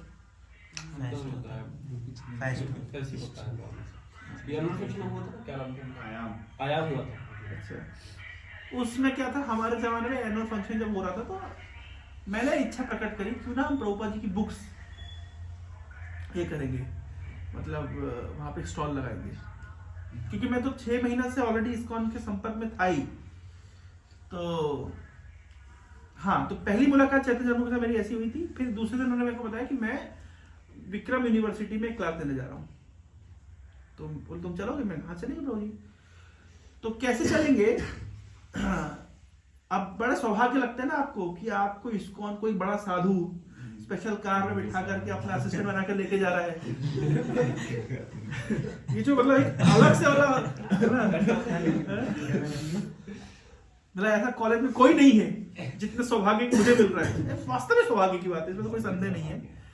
तो मुझे लेकर के गए और मेरा काम क्या था, मैं प्रोजेक्टर हैंडल कर रहा था, ये कर रहा था। तो मुझे बड़ा और हमने कभी इस तरह के प्रोग्राम देखे नहीं। बताइए इस्कॉन में अब तो क्या है, देखिए प्रोग्राम सुबह दोपहर शाम रात प्रोग्राम कर करके हम अब पता चले। लेकिन पहली बार जब किसी के साथ होता है कि ऐसा प्रोग्राम होता है, प्रोजेक्टर में आपको कुछ दिखाते हैं, है ना, और फिर उसके बाद कीर्तन होता है, प्रसाद होता है, हॉस्टल में जाकर के, ये तो जीवन में मतलब अपने आप में दुर्लभ सीन है, तो कभी देखा ही नहीं। तो जब वो प्रभु जी मेरे को लेकर के गए तो मेरे को बड़ा अच्छा लगा। फिर उसके बाद में बकायदा फिर उन्होंने बोला आप कहाँ रहते हो? मैंने कहा यहीं पे तृप्ति विहार में रहता हूँ। बोले हम आपको वहीं ड्रॉप कर देंगे। नहीं मैं पैदल चला जाऊंगा। नहीं हम ड्रॉप कर देंगे। तो बकायदा आपके घर के सामने गाड़ी आपको ड्रॉप करके जाए, मतलब तो वो भी एक साधु, मतलब आप पे विशेष कृपा दिखा रहा है, मतलब घर तक आपको गाड़ी ड्रॉप करके जा रही, तो आपको लगता है कि मतलब आप कितने इंपॉर्टेंट व्यक्ति हो, मतलब आपको अंदर ही अंदर ऐसा फील आता है। फिर उसके बाद नेक्स्ट दिन जब कॉलेज में ये फेस्ट था, उस ये पूरी घटना 2-3 दिन के अंदर में हुई। तो मैंने कहा क्यों ना हम भी एक स्टॉल लगाएं और प्रभुपाद जी किताबें हम वहाँ पे रखेंगे। तो मैंने इन प्रभु जी को फोन किया, क्योंकि वो प्रभु जी बच्चों को कहीं बाहर गए हुए थे, तो मेरा इनसे संपर्क था, 2-3 दिन से बातचीत हो रही थी। तो मैंने उनको फोन किया, मैंने प्रभु जी मैं सोच रहा हूँ कि हमारे कॉलेज में ऐसे कार्यक्रम होता है, तो मैं वहाँ पे बुक्स लगाऊंगा स्टॉल में, क्योंकि मैंने कहीं देखा ना ऐसे बुक्स होती है, कहीं पे नजर गई होगी इससे बुक्स। तो बोले ठीक है आ जाओ, मंदिर आ जाओ, हम दे देंगे आपको बुक्स। तो मंदिर गया तो मुझे स्टोर में ले गए। जब स्टोर में ले गए, उन्होंने निकाला, ये ले लो, ये ले लो, ये ले लो, ये ले लो, इतना बड़ा कार्टून भर के उन्होंने मुझे बुक्स दे दी। अब मैं सोच रहा हूँ कि देखो यार, मैं इनसे 2 दिन पहले मिला हूँ, इनने मुझे 25-30 हजार रुपये किताबें दे दी, मैं लेके भाग गया तो इतना भरोसा है। अब मुझे नहीं पता था कि मैं लूप में फंस गया हूँ, अब मुझे लग रहा है कि मैं लेके भाग गया तो क्या करेंगे, है ना, और इतना इनने भरोसा कर लिया मेरे ऊपर, जबकि वास्तविकता ये है कि मुझे लग रहा है कि मैं चालाकी कर रहा हूँ, लेकिन वास्तविक क्या है कि मैं फंसता जा रहा हूँ। आप निकलने की कोई स्कोप नहीं है। तो मैंने लगाया कॉलेज में बुक स्टॉल, तो टोटल 3 गीता, एक किसी ने लड़के ने गीता ली और 2 गीता मैंने एक प्रिंसिपल को गिफ्ट करी। उस समय प्रिंसिपल थे जो मैथमेटिक्स डिपार्टमेंट में है, क्या नाम है, एसके जैन। कौन अभी प्रिंसिपल कौन है हमारे इधर, एचओडी केमिकल के एचओडी द्विवेदी सर। अभी हाँ हमारे समय में ये क्या नाम है, श्रीवास्तव सर थे एचओडी। तो मैंने उनको गिफ्ट कर दी, जो चीफ गेस्ट था उसको गिफ्ट कर दी। मैंने कहा अपनी जेब से 150 रुपए की तो गीता है, 120 रुपए की थी उस समय, अपनी जेब से दे देंगे। तो इतनी किताबों में सारी वापस करी और 3 गीता का मैंने लक्ष्मी दे दिया। लेकिन प्रभु जी ने मेरे अंदर जो मतलब प्रीचिंग करने का जो एक काइंड ऑफ स्पार्क है वो पकड़ लिया। तो फिर उन्होंने भक्ति पे महाराज, उस समय गंगा नारायण प्रभु थे, तो उनसे रिक्वेस्ट किया कि हम इनके थ्रू कॉलेज में प्रीचिंग करेंगे। तो प्रभु जी तब से फिर मुझे काउंसलिंग करने लगे। हमने कॉलेज में प्रोग्राम शुरू किया। तो कॉलेज में कैसे किया, तो कॉलेज में पहले नहीं किया, उन्होंने बोला आपने रूम में लोगों को बुलाइए, बच्चों को बुलाइए। तो मैं जिस रूम में रहता था तृप्ति विहार में, तो मैंने उस रूम में बुलाना शुरू किया। मुझे ध्यान है बुलाने से सब फ्रेंड्स को बताया कि ऐसे ऐसे प्रभु जी आएंगे, बोले मैं मंदिर से प्रसाद लेकर के आऊंगा, सब इस तरीके से। तो वो ठीक है, तो सब बच्चों को बुलाया। तो प्रभु जी आए मेरे रूम में पहले। तो मेरी एक अच्छा ये नेचर था, मैं रूम बहुत साफ सुथरा रखा और चमका के रखता था। ये मेरा एक अच्छी बात थी कि मतलब सब बुक्स को अरेंज करके, अपने बेड को अरेंज करके, और सब कुछ फर्स्ट क्लास बिल्कुल। और मैंने छोटा सा ऑल्टर भी बनाया था। ऑल्टर में मैंने भगवान कृष्ण का एक फोटो रखा था और नमस्ते सरस्वती देवी को मुझे लगता है सरस्वती देवी है, तो एक सरस्वती जी की फोटो भी रखी थी। अब हमको नहीं समझ था मंत्र का मतलब कितने साल बाद, एक्चुअली मुझे लगता है कितना हम अनअवेयर थे। आजकल तो बच्चों को 2 दिन में समझ आता है, मतलब मुझे वो मंत्र का भी नहीं समझने में 2 साल लगे। मतलब मैं उतना स्मार्ट नहीं था, जो जितना स्मार्टनेस आई सारी इस्कॉन में आने के बाद आई है। पहले बहुत डब्बू था मैं। अब मेरे को लगता है देखो ना, जो व्यक्ति आजकल तो सबको पता है सरस्वती देवी का क्या होता है। कितने समय से आपको इस्कॉन जुड़े हुए हैं? 1.5 साल। कब समझ आ गया था आपको प्रभुपाद जी प्रणाम मंत्र का? मेरे को तो 2 साल तक समझ नहीं आया।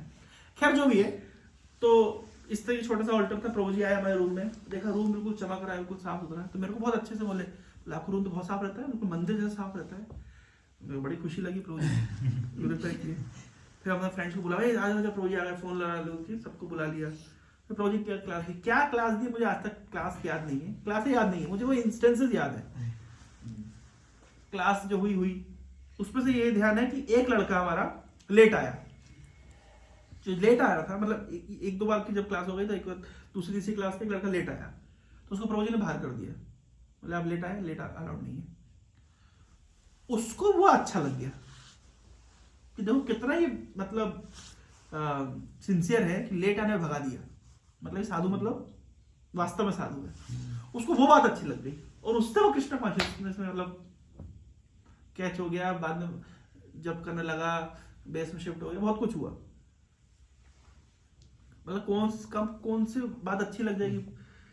फिर इस तरीके से मुझे याद है एकादशी के दिन था, प्रभु जी क्लास करके बोले कि मंदिर में एकादशी में अच्छा प्रसाद होता है, तुम चलो। थर्सडे का डे था और एकादशी थी, ठीक है, तो तुम सब चलो। तो सबको प्रभु जी ले गए। जब मंदिर में पहले प्रसाद लेने के लिए गए, वो भी एकादशी, तो प्रभु जी चाहते थे कि हम मंदिर में एकादशी अगर प्रसाद लेंगे तो हम एकादशी फॉलो करेंगे। तो एकादशी के दिन गए, तो एकादशी मंदिर में, आप लोग लिए मंदिर में एकादशी के दिन प्रसाद? कितना वैरायटी ऑफ प्रसाद होता है, बहुत सारा, मतलब 15 के आसपास। हाँ 15 के आसपास। हाँ 15 आइटम के आसपास होता है। मतलब एकादशी लगती नहीं है। बढ़िया प्रसाद ले लिया। अब सुबह प्रसाद ले लिया 1 बजे, सुबह से कुछ खाएंगे, 1 बजे प्रसाद अच्छे से लेके आ गए। थर्सडे का दिन था, तो हमारी जो आंटी थी वो साईं बाबा की फॉलोवर थी, तो थर्सडे टू थर्सडे वो दाल बाटी बनाती थी, ये दाल बाफले बना देती थी। और बाकी दिन वो चपाती देती, तो 3-4 चपाती मेरा तो पैसे पेट नहीं भरता था, और मुझे और मांगने में शर्म भी आती थी। तो समाओ में बाकी दिन भूखे ही रह जाता था। केवल थर्सडे को मैं अच्छे से खाता था, क्योंकि थर्सडे को दाल बाटी बनाती थी, 2 बाटी लो, फिर बाद में और 2 ले तो अच्छे से पेट भर जाए, है ना। बनाती भी अच्छा थी। और उस दिन एकादशी थी। अब मुझे ये भी नहीं पता था कि एकादशी फास्ट कब ब्रेक करना है। तो उस एकादशी करके आए, फिर मैं पारण के चार्ट में देखता था, अच्छा हाँ लिखा है 8 बजे के बाद खो सकते हैं, 8 बजे बाद खा सकते हैं। अब मुझे ये नहीं पता 8 बजे AM है कि PM है कि नेक्स्ट डे है, इतना तो जानकारी यार ही नहीं अपने को। तो प्लेट सामने रखी हुई है, दाल बाटी सामने रखी हुई है, अब मैं पारण के चार्ट में देख रहा हूँ 8 बजे का टाइम है, 7:56 हो गए, 7:58 हो गए, 8 बजे फिर मैं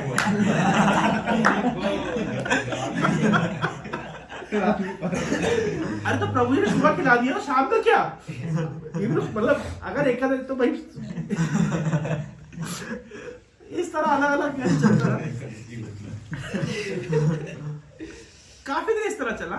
एक बार प्रभु जी ने बोला कि इससे एक बेस जैसा कॉन्सेप्ट होता है बाहर में, है ना, और वहां पे बच्चे सब मिल करके रहते हैं और भक्ति करते हैं इस तरीके से। इस दौरान क्या हुआ कि मैं भोपाल में, मैंने प्रभु जी को फोन आया कि प्रभु जी हमारे कुछ फ्रेंड्स हैं, हमारे घर पे आकर के आप उनको क्लास दे पाएंगे, देंगे? बोले हाँ मैं आऊँगा।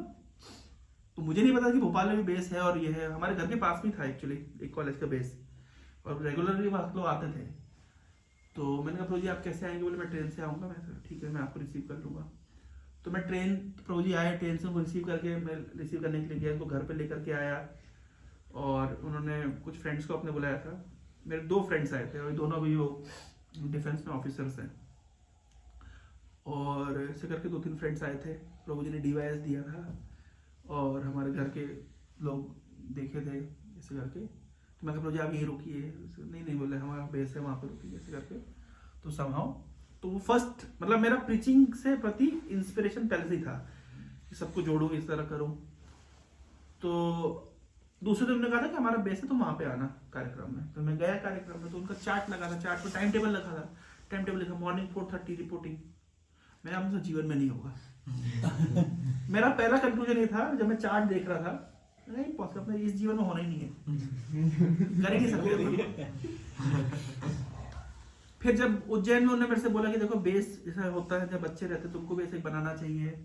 मैंने कहा देखिए प्रभु जी मैं ना आप जो बोलो मैं करूँगा, है ना, लेकिन मैं एक्चुअली इंडिपेंडेंट अकेला रहना चाहता हूँ, है ना, मतलब मैं किसी के साथ मेरी जमती नहीं है, अकेला रहना चाहता हूँ। मैं हॉस्टल में इसलिए नहीं रहा, मैं अपना अक्सर रूम में रहता हूँ, अपने फॉल्स ही रहता है। व्यक्ति चाहता है अपने कुकुम अपने उसमें रहेगा कुकुन के अंदर। तो बोले कि आप इस तरह बेस बनाओ नहीं। तो फिर एक दिन वो गुस्सा हो गए, मैं मंदिर में था तो प्रभु जी गुस्सा हो गए। तो गुस्सा हो गए क्या बोले देखो तुमको तो मेरी बात माननी नहीं है, फिर तुमको जो करना करो। वो दिन मेरा दिल टूट गया, बाप रे बाप। मतलब मैंने प्रभु जी को क्रोधित मतलब दुखी कर दिया। नहीं ऐसा नहीं होगा। मुझे आज भी ध्यान है, बारिश का सीजन था, हाफ ये कैपरी पहनता था मैं, ऐसे मतलब हाफ चड्डा भी नहीं, वो बीच वाला, पूरा पैंट भी नहीं था, ये साफ थोड़ा है हाफ चड्डे से थोड़ा बड़ा, और छाता मेरे हाथ में था। मैंने और हाथ पे जब करते हुए मैंने कहा मैंने प्रभु जी को दुखी कर दिया, मैंने कहा घर खोजना पड़ेगा, हम बेस बनाएंगे। तो मैं वहां से ये बसंत विहार होते होते दीप्ति विहार तक मैं घर खोजते के लिए गया।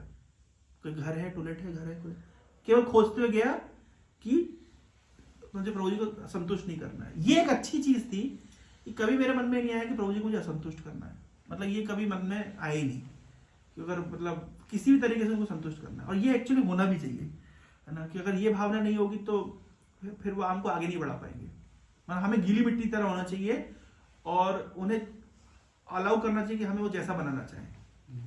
बस ये एक अच्छी चीज़ थी मेरे अंदर कि मैं कभी भी मतलब ऐसा कोई हरकत नहीं करना चाहता था कि जो जिससे वो दुखी हुए। तो उन्हें एक बार इस तरह से प्रदर्शन किया कि मैं, अगर आप मेरी बात नहीं मानना चाहते तो आप करो जो करना है। तो मैं बड़ा मेरे को आहत हुआ, मैंने नहीं, मुझे तो उनको संतुष्ट करना ही किसी भी तरीके से। तो दीप्ति विहार में, मैं तृप्ति विहार में रहता, दीप्ति विहार में ऐसे मैं घर खोजने के गया, माला हाथ पे करते करते, तो एक घर में मैंने पूछा, मैंने कहा घर किराए पे है? बोले नहीं नहीं है। तो वहां से जैसे ही बाहर निकला तो उसी घर के मालिक कार लेकर के, मतलब उसकी वाइफ आई थी पहले, बोले नहीं घर किराए पे नहीं है, बोले, और बाहर आया तो वही कार लेकर व्यक्ति आया, बोला वो घर चाहिए किराए पे? हाँ। बोले कितने लोग रहेंगे, कौन रहेगा? मैंने कहा हम रहेंगे, ऐसे ऐसे बेस जैसा कुछ होता है वहाँ पे, स्टूडेंट रह के भक्ति करते हैं, ऐसा हम बनाना चाहते हैं। तो मेरे हाथ में माला देख लिया था वो, बोले ठीक है, वैसे तो हम बैचलर्स को किराए पे नहीं देते, इसलिए आपको मना कर दिया, वहाँ पे नहीं है घर, आपको चाहिए तो हम ठीक है आपको दे सकते हैं। तो मैं बोले आप कौन देखेगा, कौन फाइनल करेगा? मैंने कहा हाँ बुला लूंगा मैं उनको। तो मैं अपने रूम में पहुंचा और रात में मैसेज किया, प्रभु जी घर मिल गया है, आप कल आ जाइए। मतलब देखिए अभी उनने मेरे को डांटा मतलब तिरस्कृत कर दिया, मेरे अंदर की आग मतलब भड़क गई कि अब तो करके मानना है ना। और उसके बाद रातों रात घर भी मिल गया और मैसेज भी कर दिया कि प्रभु जी घर मिल गया है ना। मतलब ये बात होगी रात के 10 बजे, मुझे सो गया हूँ तो मैसेज किया मैंने, प्रभु जी घर मिल गया, आप कब आएंगे आप देखने के लिए? बोला ठीक है मैं सुबह आता हूँ। सुबह प्रभु जी आ गए, घर हमने फाइनल कर दिया, कैसे घर लेंगे, कितना रेंट होगा, क्या होगा? बोले प्रभु जी बोले कुछ चिंता मत करो, मैं सब देख लूंगा। बढ़िया है ना। उसके बाद तुरंत घर ले लिया, घर लेने जैसे ही घर ले लिया प्रभु जी ने एडवांस भी दे दिया, घर भी ले लिया। और उसके बाद मैंने 3-4 फ्रेंड्स को कन्विंस भी कर लिया, 3-4 फ्रेंड्स आ भी गए, शिफ्ट भी हो गए। और मैंने कहा मैंने तो घर पे बताया नहीं सब हो गया लेकिन मेरे तो घर पे तो पता नहीं है। पर मैंने कहा नहीं, ये मेरी बात हमेशा एक चीज रही, मैं घर पे मैं ये फिक्स था, मतलब कि वो मानेंगे नहीं मानेंगे, मेरे को जो प्रभु जी को संतुष्ट करना है। ये एक्चुअली ये 2-3 जीवन में मेरी ऐसी घटनाएं हुई है कि जिसमें मैं इस प्रिंसिपल में अडिग रहा और वही प्रिंसिपल मुझे बाद में काम दी। पहली घटना ये हुई कि मैं ज्यादा समय ले रहा हूँ, टाइम हो गया है। आज एकादशी तो पहली दिन ऐसा हुआ घर में मैंने बताया कि वो बोले शिफ्ट करना है, मुझे ऐसे से बेस में रहना है, इसको से जुड़ना है। तो उससे पहले मेरे पेरेंट्स एक्चुअली एंटी होना शुरू हो चुके थे क्योंकि ऑलरेडी इस घटना को साल भर हो चुका था। मैंने कंठी माला डाली थी, इन प्रभु जी ने नहीं पहनाई थी, बसु जी को ने पहले दी कंठी माला। तो मेरे पेरेंट्स एक बार आए थे उस रूम में जिस रूम में मैं रहता था, उनने बोला कि तुम ये कंठी माला क्या है, ये क्या डाला है गले में? मैंने कैसे माला है? और उस समय बहुत टाइट पहनता था एक्चुअली मैं, कंठी वाला कंठ में लगी थी बिल्कुल। तो अब मैं थोड़ा सा उसको ढीला कर लिया हूँ, बिल्कुल फेनेटिक होते हैं कंठ में ऐसा टाइट। बोले क्या पहना हुआ है? बोले मैंने कंठी माला डाली है, सब पहनते हैं, सब लोग पहनते हैं।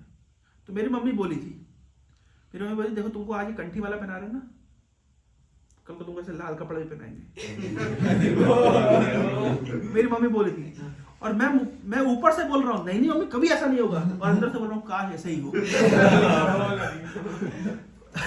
अंदर से मेरा हमेशा से मम्मी जो बिल्कुल ऐसे ही होना चाहिए, लेकिन ऊपर से नहीं कभी ऐसा नहीं होगा, ऐसा कैसे हो जाएगा? मेरी मम्मी तब मुझे वार्निंग दी थी कि इसको बहुत डेंजरस है। मैंने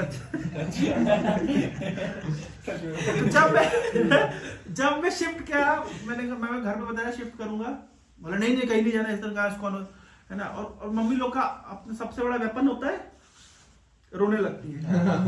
तो आप पिताजी हमारे बोलते नहीं जाने तो कोई दिक्कत नहीं। तो मैंने तो मान लिया कि आप मानो नहीं मानो मुझे जाना ही हो, तो बात ही हो गई। तो मैं अपना घर शिफ्ट करके मतलब शिफ्ट कर लिया और आ गया। फिर उसके बाद प्रभु जी टेबल लेकर के आ रहे हैं, चेयर लेकर के आ रहे हैं, ऑल्टर लेकर के आ रहे हैं। मैंने कहा भाई यार मतलब इस्कॉन वाले हमको कितना दे रहे नहीं। मृदंग आ रहा है, करताल आ रही है, और उसके लिए हम कुछ 1 रुपये खर्चा नहीं कर रहे, सब ऑटोमेटिक आ रहा है। एक्चुअली जब बेस बनता है और शुरुआत में आपने कभी देखा नहीं, थोड़ा आश्चर्य लगता है कि ऐसे क्यों कर रहे हैं इस्कॉन वाले। हालांकि इस्कॉन वाले क्यों कर रहे हैं लोग कोई डाउट है क्या मन में? फिर उसके बाद कॉलेज प्रोग्राम शुरू हुआ, बच्चे आते थे, इस तरीके चलता था। तो इस तरीके से मतलब लंबा स्टोरी है, लेकिन समहाउ बेस बन गया। हमारा रसोईया नहीं था, खुद हम रसोई करते थे। उसका प्रॉब्लम तो हमेशा ही रहा। 4 साल हम रसोई, मतलब 3 साल जितने साल बेस में रहे, second year, third year, fourth year हम रसोई किए। मैं और हमारे साथ अजय गोपाल प्रो करते थे। हाँ? जिसकी आप वर्शिपिंग करते थे वो है अभी फ्रेम अच्छा। राधा मदन मोहन का रेड ड्रेस में, वो भी एकादशी की ड्रेस है। तो 3 साल हम रसोई की, खुद ही रसोई की है। हालांकि कभी भी कुकिंग करने के कारण मेरा रिजल्ट अफेक्ट नहीं हुआ। हालांकि केमिकल ब्रांच उतना डिफिकल्ट भी नहीं है ना। 3 साल में टॉपर रहा कॉलेज में, और प्लेसमेंट भी हो गया आराम से, कोई समस्या नहीं आई। मतलब प्लेसमेंट ऐसा हुआ, किसी ने बताया कि कल वहाँ पे कंपनी आ रही है, चलोगे क्या? हाँ चलो, देखा कि समस्या क्या है। तो जब कंपनी में गए, रिटर्न दे दिया। इंटरव्यू में उसने मेरे से एक ही क्वेश्चन पूछा, पढ़ाई के अलावा क्या करते हैं? क्वेश्चन पूछ रहे, इंटरव्यू में से क्वेश्चन पूछा, पढ़ाई के अलावा क्या करते हो? तो मैंने कहा तो बहुत कुछ करते हैं, सुनो क्या क्या करते हैं।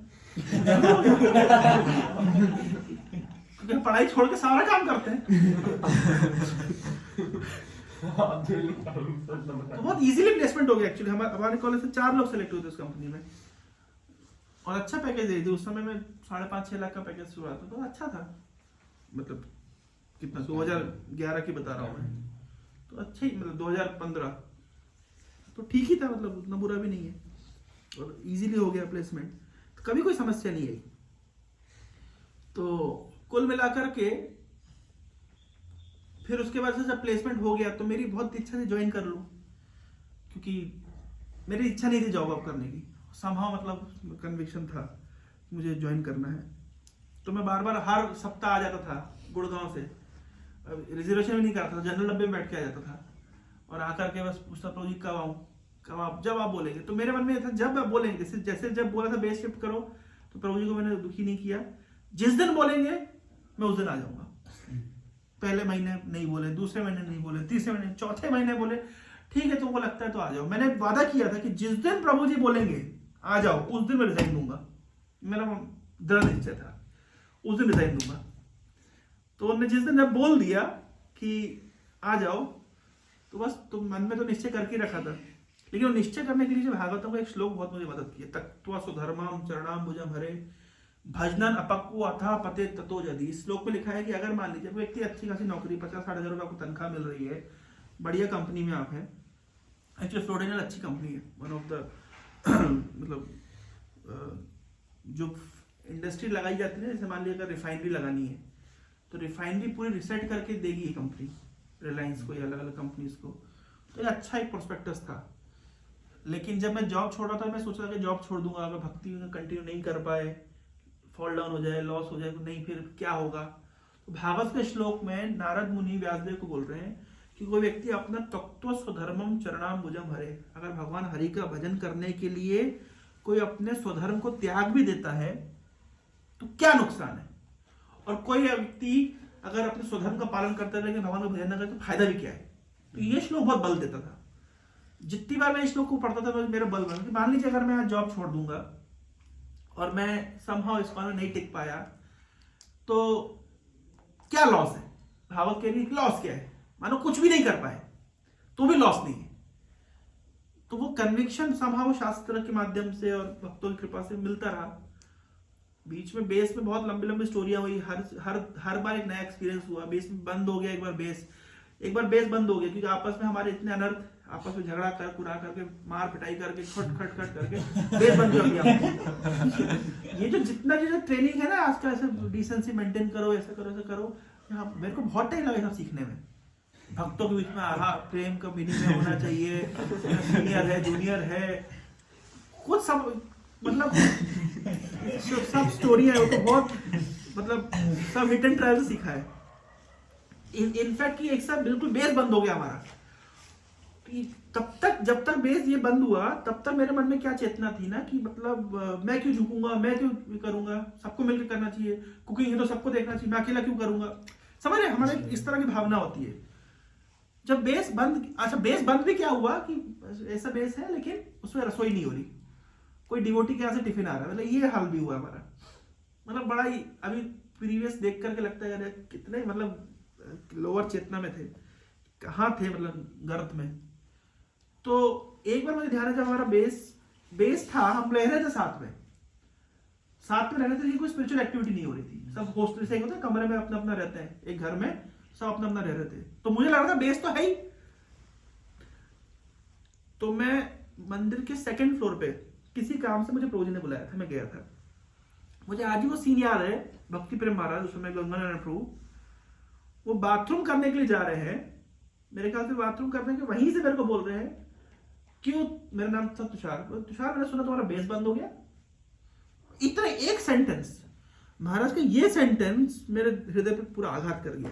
जैसे पहले प्रभु जी का सेंटेंस आघात किया कि तुमको जो करना करो, होगा तो आपको मानना नहीं है, उस तरह दूसरी बार ये सेंटेंस आघात दिया, मैं बेस बंद हो गया तुम्हारा, बंद हो गया। मैं बंद कहाँ हुआ, सब तो हम साथ में रहते हैं। मैं समझा बंद हो गया मतलब उसकी स्पिरिट मर गई। हम एक बिल्डिंग में साथ में रहते हैं, लेकिन जो बेस की स्पिरिट होती है वो मर गई है। मैंने तभी उस मोमेंट में मैंने डिसाइड कर लिया, चाहे कुछ भी हो जाए, कितना भी सेक्रीफाइस करना पड़े, पढ़ाई सेक्रीफाइस करना है, कुछ सेक्रीफाइस करना है, मैं वापस उसको रिवाइव करूंगा। मतलब वो पर्टिकुलर मोमेंट मुझे ध्यान है कि मतलब बस करके दिखाना है, कर दूंगा, मैं करूंगा ही, कितना भी सेक्रीफाइस के लिए करना पड़े, कितना भी झुकना पड़े, कुछ भी करना पड़े। तब से मेरे एक्चुअली कॉन्शियसनेस में परिवर्तन आया। फिर उसके बाद से फिर हम देखे बेस काफी ग्रो किया, फिर एक घर चेंज किया, फिर इसी लाइन के उधर अपोजिट में हमने घर लिया था। 25, 30, 40 बच्चे भी रह रहे थे एक समय में, 30 बच्चे तक भी हम पहुंच गए थे। मेरी हृदय में इच्छा थी गुरु महाराज एक बार हमारे बेस में आए, क्योंकि मैंने देखा था कि इंदौर किसी बेस में गए थे, भोपाल गए थे, मेरी इच्छा थी हमारे बेस में भी आए। तो मन में इच्छा थी, लेकिन भगवान देखो कैसे रेसिप्रोकेट करते हैं। तो यही बसंत विहार में कोई डिवोटी रहते थे, तो गुरु महाराज उनके घर पे आए थे। उस समय हमारा बेस यहाँ पे था बसंत विहार में, लेकिन यहाँ बोरिंग हो रही थी, मतलब पानी जो एक कुआं था और जो गटर का पानी था वो मिक्स हो गया, तो कुएं के पानी पूरा पोल्यूट हो गया। तो हमने ओनर से रिक्वेस्ट किया बोरिंग करा दीजिए, तो तब तक बोरिंग चलेगी तो हम कहाँ रहेंगे। तो हम दूसरी जगह पे रह रहे थे, बेस घर ये था, लेकिन हम लोग टेम्पररी दूसरी जगह पे रह रहे थे, क्योंकि यहाँ बोरिंग होगी, पानी नहीं है, प्रॉब्लम है। तो उन डिवोटी के घर में महाराज आए थे, चलो महाराज। तब उस समय गंगानारायण प्रभु बोले तुम्हारा बेस चले गए, चलो महाराज को। मेरे मनो महाराज बेस पे ले जाए, तो हमारा बेस में ऐसे कोई रह नहीं रहा, ऊपर से बोरिंग का काम चल रहा है, हम लोग बाहर में हैं, और क्या कहते हैं कैसे ले जाएंगे। लेकिन महाराज ने बोला ले जाओ। तो मैंने कहा ठीक है महाराज, मतलब प्रभु जी को बोला ठीक है प्रभु जी हम। और मैं मुझे ध्यान है धोती मैंने पहनी हुई थी, दौड़ते हुए वहां से, और सब फ्रेंड्स को चलो चलो चलो महाराज आ रहे, महाराज पीछे से आने वाले, हम सब दौड़ते भागते गए। मैंने करे कुछ नहीं, कम से कम सामने झाड़ू मारे, कुछ तो सेट कर लो भाई कुछ, तो हम तो वहां रह ही नहीं रहे थे, तो दूसरी जगह रह रहे थे, लेकिन मेन बेस तो हमारा ही था। फिर मुझे याद है गुरुमा की कार आई, गुरुमा सामने थोड़ी देर रुके, उन्होंने बिल्डिंग को देखा, हमको सबको ये किया। उस समय बिल्डिंग में लिखा था हरे कृष्णा यूथ सोसाइटी ऐसा करके लिखा हुआ था, और कुछ समय रुके, 5 साल मैंने फॉर्मेलिटी बोला गुरुमा अंदर आइए, मुझे पता अंदर आने की स्थिति तो वैसे भी नहीं है, कभी और आऊंगा। लेकिन फिर भी महाराज 5 मिनट वहां रुके, सब भक्तों से जितने भी स्टूडेंट्स हमारे थे वो कार में बैठे थे, हम सबसे 2-2 मिनट बातचीत किए, और उसके बाद में महाराज चले गए। तो मेरे लाइफ में जो एक इच्छा थी कि मतलब गुरु महाराज भी हमारे बेस में आए, तो वो इच्छा भी पूरी हो गई हर तरह से। मतलब कृष्णा रेसिप्रोकेट्स। जब ज्वाइन करने की इच्छा थी तो मैं ज्वाइन करने के लिए, पेरेंट्स तो एज यूजुअल मना कर रहे थे, तो कोई पेरेंट्स नहीं बोलेंगे, तो मैं ज्वाइन कर लिया। अब जब ज्वाइन कर लिया तो उसके बाद में ये जो येलो ड्रेस का जो कॉन्सेप्ट है, ये हमारा फर्स्ट बैच था, इसमें यहाँ पे येलो ड्रेस का जो कॉन्सेप्ट पहले दूसरे मंदिरों में था, लेकिन पर्टिकुलरली मैं धीरगौर प्रभु, चित्तहरि कृष्ण प्रभु, धीरगौर प्रभु चित्तहरि प्रभु मेरे से सीनियर है, लेकिन हम लोग ज्वाइन एक ही टाइम पे किए थे। तो ये येलो ड्रेस का जो कॉन्सेप्ट उस समय था, और क्या कहते हैं, और भी ऐसे 2-3 भक्त थे।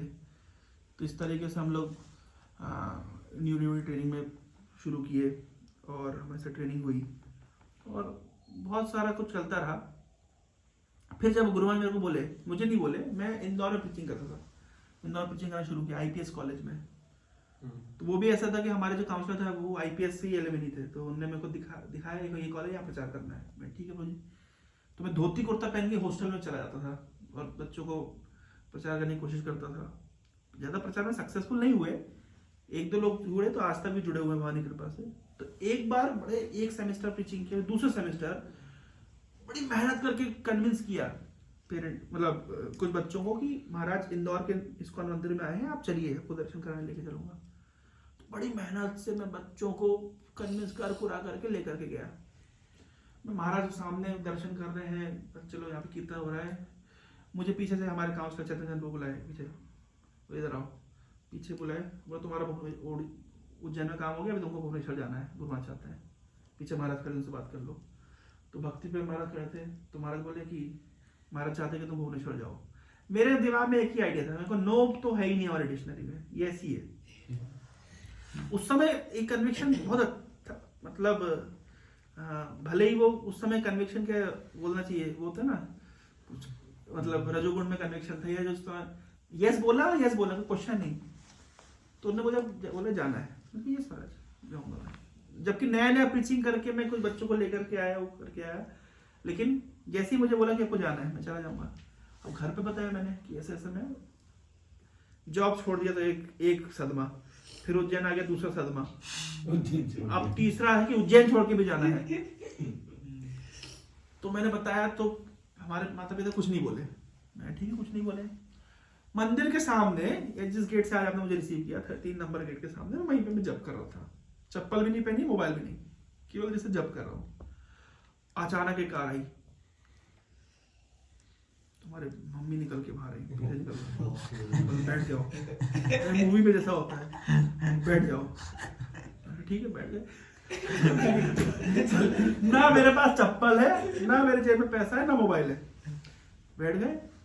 आप पूरे रास्ते चला डिस्कशन, मुझे भोपाल ले जा रहे थे कि क्यों जा रहे हो, क्या है, क्यों ऐसा है। वो डोडी आता है भोपाल और इंदौर के, भोपाल और उज्जैन के बीच, तो डोडी तक में मैं उनको कन्विंस कर दिया कि मैं भुवनेश्वर जाऊंगा। फिर मेरे पिताजी मुझे बस में बिठाए, कुछ लक्ष्मी दिए, तो जाओ। मैं वापस आया, अचानक बीच में आया इस तरीके से। तो मैं गया भुवनेश्वर, लेकिन मैं जब भुवनेश्वर गया तो मुझे एक नई अपॉर्चुनिटीज मिली, है ना।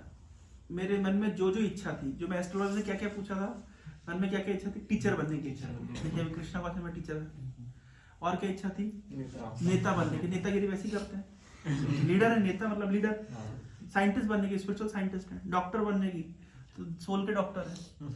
जो जो मेरी इच्छा थी एक स्ट्रोक में फुलफिल हुई। ऐसी कोई इच्छा नहीं बता सकते आप कि जो मेरे व्यापार करने की इच्छा थी, भाई मैं बिजनेसमैन बनूं, देखिए आपको अगर अपने प्रोजेक्ट को सस्टेन करना है तो आपको बिजनेस करना भी आना चाहिए। तो ऐसी कोई मतलब कृष्णा कॉन्शियसनेस एक ऐसा मतलब फिनोमेना है, भगवान गीता में बोल रहे हैं कि जिसके पास नदी होती है उसको अलग अलग कुएं की क्या जरूरत है। तो जो जो मेरे हार्ट पे डिजायर थी, all the desire got fulfilled, कुछ भी नहीं बचा। उन सब मतलब ये जो सारे एक्सपीरियंसेस हुए, ये सब कई स्टोरीज हैं, कितने कितने एक्सपीरियंस। कितनी बार मुझे ध्यान है कि एक बार मेरे माता पिता आए थे, मैं उज्जैन में ज्वाइन कर चुका था, तो मेरे पेरेंट्स आए, वो बोले कि उज्जैन में किसी की शादी है, आप चलो थोड़ी देर के लिए मिल के आ जाना। अरे हम नहीं बोले कि आप वहां पे भौतिकवादी बातें करो, उनको बताओ आप इस्कॉन में आप क्या करते हो, बताओ, धोती कुर्ता में चलो, कोई समस्या नहीं हमको। मैं इतना कट्टर था, नहीं जाऊंगा। आज मुझे वो रिफ्लेक्ट करके दुख लगता है कि मैं इतना कट्टर क्यों था। मैंने अपने माता पिता को इतना कष्ट दिया जो मुझे नहीं देना चाहिए था नेचुरली। मतलब मेरे माता पिता हमेशा से इतने फेवरेबल रहे हैं, आज भी फेवरेबल है। मतलब आज ही मेरे पेरेंट्स मेरे सारे प्रोजेक्ट्स में सपोर्ट करते हैं, पूरा गाइडेंस देते हैं, फाइनेंशियल हेल्प भी देते हैं, सब तरीके से सपोर्ट कर रहे हैं। जबकि I am the only child, मतलब कभी मतलब कि उन्होंने विरोध नहीं किया। पर मुझे अब लगता है कि मैं क्यों इतना कट्टर था, मैंने अपने माता पिता की बात नहीं मानी। वो क्या कह रहे थे मेरे से कि चलो थोड़ी देर मिल के आ जाना, मैं नहीं गया, नहीं जाऊंगा। मेरे को ध्यान है, मेरी आंख के सामने मेरी माँ, मेरे पिताजी, मेरे चाचा और रिलेटिव सब रो रहे हैं, मैं नहीं जा रहा हूँ। मतलब कभी इमोशनल सीन हो जाता है। नहीं मतलब आप इतना कट्टर होने की क्या जरूरत है, जब आपके पेरेंट्स सपोर्ट ही कर रहे हैं तो समझते क्या है। और खैर जो भी जो उस समय हुआ उस दिन मैं नहीं गया। जब नहीं गया तो दूसरे दिन क्या हुआ, सेम स्टोरी। कार आई, हमारी मम्मी उतरी बैग लेकर के और पिताजी चले गए, और मम्मी आकर के बोल रही है मैं तो यहीं रहूंगी। अरे मैंने कहा आप यहाँ कहाँ रहोगे भाई, तो आश्रम है। बोले नहीं मैं तू जहाँ रहेगा मैं वहीं रहूंगी, जैसे फिल्मों में होता है। अब मैंने कहा गया दौड़ते हुए, मैंने कहा प्रभु जी गेस्ट हाउस वाले प्रभु जी को पकड़ा। मैंने कहा मेरी मम्मी आई थोड़ा सा गेस्ट हाउस दीजिए, तो एक गेस्ट हाउस उन्होंने दिया मम्मी को लेकर। मम्मी रोती जा रही है, रुकी नहीं। फिर मैंने कहा कि मम्मी को थोड़ा प्रसाद ला दो, कुछ खाई नहीं। तो मैं प्रसाद लेने के लिए गया। तो जब मैं प्रसाद लेने के लिए गया, इधर पे मम्मी हमारी रोई जा रही। वहां पे कोई माता पिता अपने लड़के की फोटो लेकर घूम रहे हैं। आपने इसको देखा क्या? किसी आश्रम में चला गया।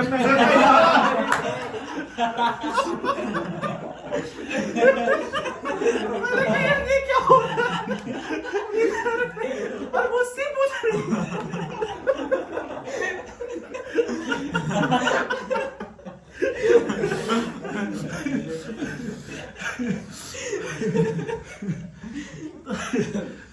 बहुत घटनाएं होती है, बहुत कुछ होता है, लेकिन जो भी है मतलब वो सब मेमोरेबल टाइम था। और आज भी जो हो रहा है हर दिन एक मेमोरी है। जो पुराने भक्तों के साथ रिलेशनशिप था आज भी वो बरकरार है ना। और बहुत सारी अपॉर्चुनिटीज भगवान दे रहे हैं अलग अलग प्रोजेक्ट्स करने के लिए, अलग अलग ना। तो कुल मिलाकर के फायदे में रहे। इस्कॉन से जुड़ करके मैं ब्रह्मचर्य आश्रम में रहकर फायदे में रहा। मेरे और कुछ भक्त मित्र हैं जो डिवोटी हैं, जो गृहस्थ आश्रम, वो भी फायदे में रहे। कुल मिलाकर के कृष्ण से युक्त होने पर किसी का कोई लॉस नहीं है, हर तरफ से फायदा ही फायदा है। मतलब प्रोफेशनली सब लोग अच्छी जगह पे चले गए। मैं देखता हूँ भगवान के भक्त लोग स्ट्रगल नहीं करते उतना जितना बाहर के लोग करते हैं। जैसे मान लीजिए आपके जो फ्रेंड्स लोग जो हॉस्टल में रहते होंगे, क्या खाते हैं वो और हम लोग क्या खाते हैं। मतलब देखिए हमारी लाइफस्टाइल देखिए, उनकी लाइफस्टाइल देखिए, जमीन आसमान। हम महल में रहते हैं, अच्छा खाते हैं, अच्छी बात सुनते हैं, फर्स्ट क्लास जीवन जीते हैं। और हॉस्टल में क्या है, ना खाना उनको अच्छा मिलता है, ना सुनने को अच्छा मिलता है, वो गाली गलौज चलती रहती है, गंदगी में पड़े रहते हैं बस। तो ना ही वो जीवन वैसे भी बर्बाद है। बाद में भी स्ट्रगल, अभी भी स्ट्रगल है, बाद में भी स्ट्रगल है। हमारा अभी भी आनंद है, बाद में भी आनंद है। हर मतलब कोई व्यक्ति अगर ब्रह्मचर्य के आश्रम में रहता है तो आनंद में है, तो गृहस्थ बनता है तो आनंद में। लाइफस्टाइल क्योंकि उसने डिसिप्लिन सीख लिया है, कहीं से नहीं तो लॉस नहीं है। तो कुल मिलाकर के इस्कॉन में जुड़कर तो लॉस नहीं हो, क्यों नहीं, कोई लॉस है। और इस समय के साथ आप देखेंगे कि कोई लॉस नहीं हो, जो जहां हाथ रखते हैं वो काम हो जाता है। भागवत में एक श्लोक में बोल रहे हैं भगवान, भागवत में बोला गया है, व्यासदेव जी लिख रहे हैं कि तस्य तीर्थ पदो किंबा दासानाम विशेष्यते। भगवान के भक्तों के लिए क्या संभव है। यह नाम स्तुति मात्रेण पुमान भवति निर्मला। और जिनका नाम सुनने मात्र से व्यक्ति निर्मल हो जाता है। तस्य तीर्थ पदो किंबा, जो भगवान जिनके चरणों में सारे तीर्थ है, दासानाम अविशिष्यते, उनके दासों के लिए क्या संभव है। कौन सा श्लोक है? श्लोक नंबर तो आप खोज लीजिएगा, उसका पहला वर्ड है यह नाम श्रुति मात्रेण पुमान भवति निर्मला। जिसका नाम सुनने मात्र से व्यक्ति शुद्ध हो जाता है। तो उन भगवान के दासों के लिए क्या संभव है। तो क्या संभव है, वास्तव में असंभव कुछ नहीं है। राम नाम सुनते हनुमान जी से छलांग लगाए और लंका पहुंच गए, तो भगवान के दासों के लिए कुछ असंभव नहीं है। हाँ?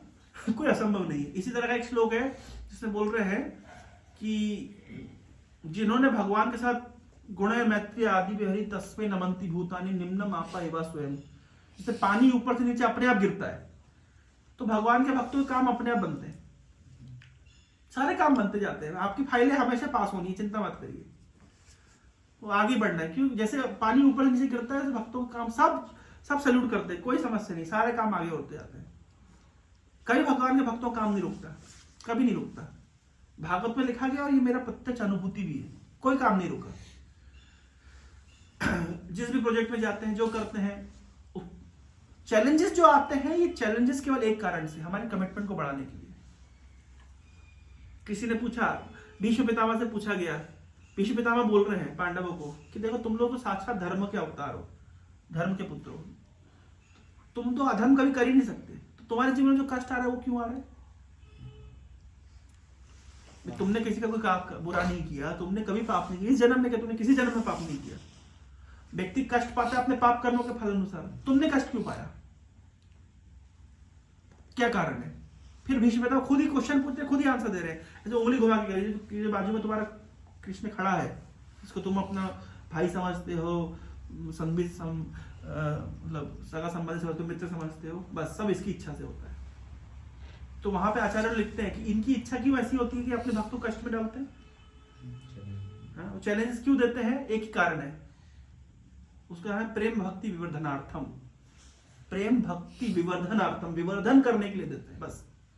तो भक्तों के जीवन में जो चैलेंजेस आते हैं, मैंने ये देखा जितने भी चैलेंजेस आज तक आ रहे हैं आएंगे, उसका एकमात्र कारण है कि उन चैलेंजेस से हमारा कमिटमेंट और बढ़ता है, घटता नहीं है। तो कुल मिलाकर के Krishna reciprocates with his devotees in various ways. तो चाहे वो उज्जैन में रहकर के हम प्रचार कर रहे हो या भुवनेश्वर में गया हूं, मेरी एक इच्छा हमेशा से रही है बचपन से कि मैं ट्रैवलिंग करूं, घूमूं। ऐसा किसकी इच्छा नहीं रहती, मेरी इच्छा इस तरह की थी। अभी इस्कॉन में जितना घूमते हैं उतना तो मतलब कोई यही नहीं है कोई जैसे बचपन से मेरे दादाजी मुझे कई जगह पे घुमाने लेकर के जाते थे, जितने तीर्थ थे बचपन में दादाजी ने घुमा दिए थे। मैं और दादाजी हम लोग दोनों ही जाते थे, कई तीर्थ घूम लिए, साउथ इंडिया, नॉर्थ इंडिया, सब जगह घूम लिया। तो घूमने का चस्का मेरा शुरू से ही था। तो मैं ऐसा था कि ऐसा कोई प्रोफेशन हो जिसमें घूम भी पाऊँ। तो यार मान लीजिए अगर किसी ऑफिस में बैठा हो तो मैं कितना घूम पाता, मतलब ऐसा मुझे लगता है। तो अभी तो घूमना मतलब कितना नहीं घूम सकते सब तरीके से। तो कुल मिलाकर के कोई लॉस नहीं हुआ। It's all about gain, win win win situation. तो मॉरल ऑफ द स्टोरी यही है कि बस दृढ़ता पूर्वक कृष्ण भक्ति का पालन करते रहिए मार्गदर्शन में, तो आप परम विजय थे श्री कृष्ण संकीर्तन। इस मूवमेंट की विजय होना निश्चित है, और इस मूवमेंट की विजय होगी, इस टीम में आप रहेंगे तो आपकी विजय भी निश्चित है, सुनिश्चित है, इसमें कोई संदेह नहीं है। हरे कृष्णा। हरे कृष्णा। कोई जिज्ञासा, कुछ पर्टिकुलर पॉइंट? बहुत टाइम हो गया, टाइम क्या हो रहा है बताओ चले? 9:07। अच्छा, यस प्रभु। प्रभु जी आपने बताया, कृष्ण प्रभु जी आपने बताया था कि जैसे आप करते सारी चीजें, लेकिन आपकी पढ़ाई तो ऐसे से नहीं मतलब निकल जाती थी। तो मैं केमिकल ब्रांच भी तो बताया हमने नहीं पर हमारी नहीं हो पाती। नहीं, तो उसका कारण है, देखिए पढ़ाई से कॉम्प्रोमाइज मत करिएगा। मैंने ये भी देखा है कि ठीक है, ये मेरे मुझे डे 1 से ब्रह्मचारी बनने का इंस्पिरेशन था, ठीक है, और समहाउ भगवान की कृपा से जॉब लग गया। मैं तो ऐसा जॉब नहीं भी लगता तो मैंने अब तक काउंसलर को बोला था कि मैं तो किसी बेस में रसोई करके अभी रह जाऊंगा।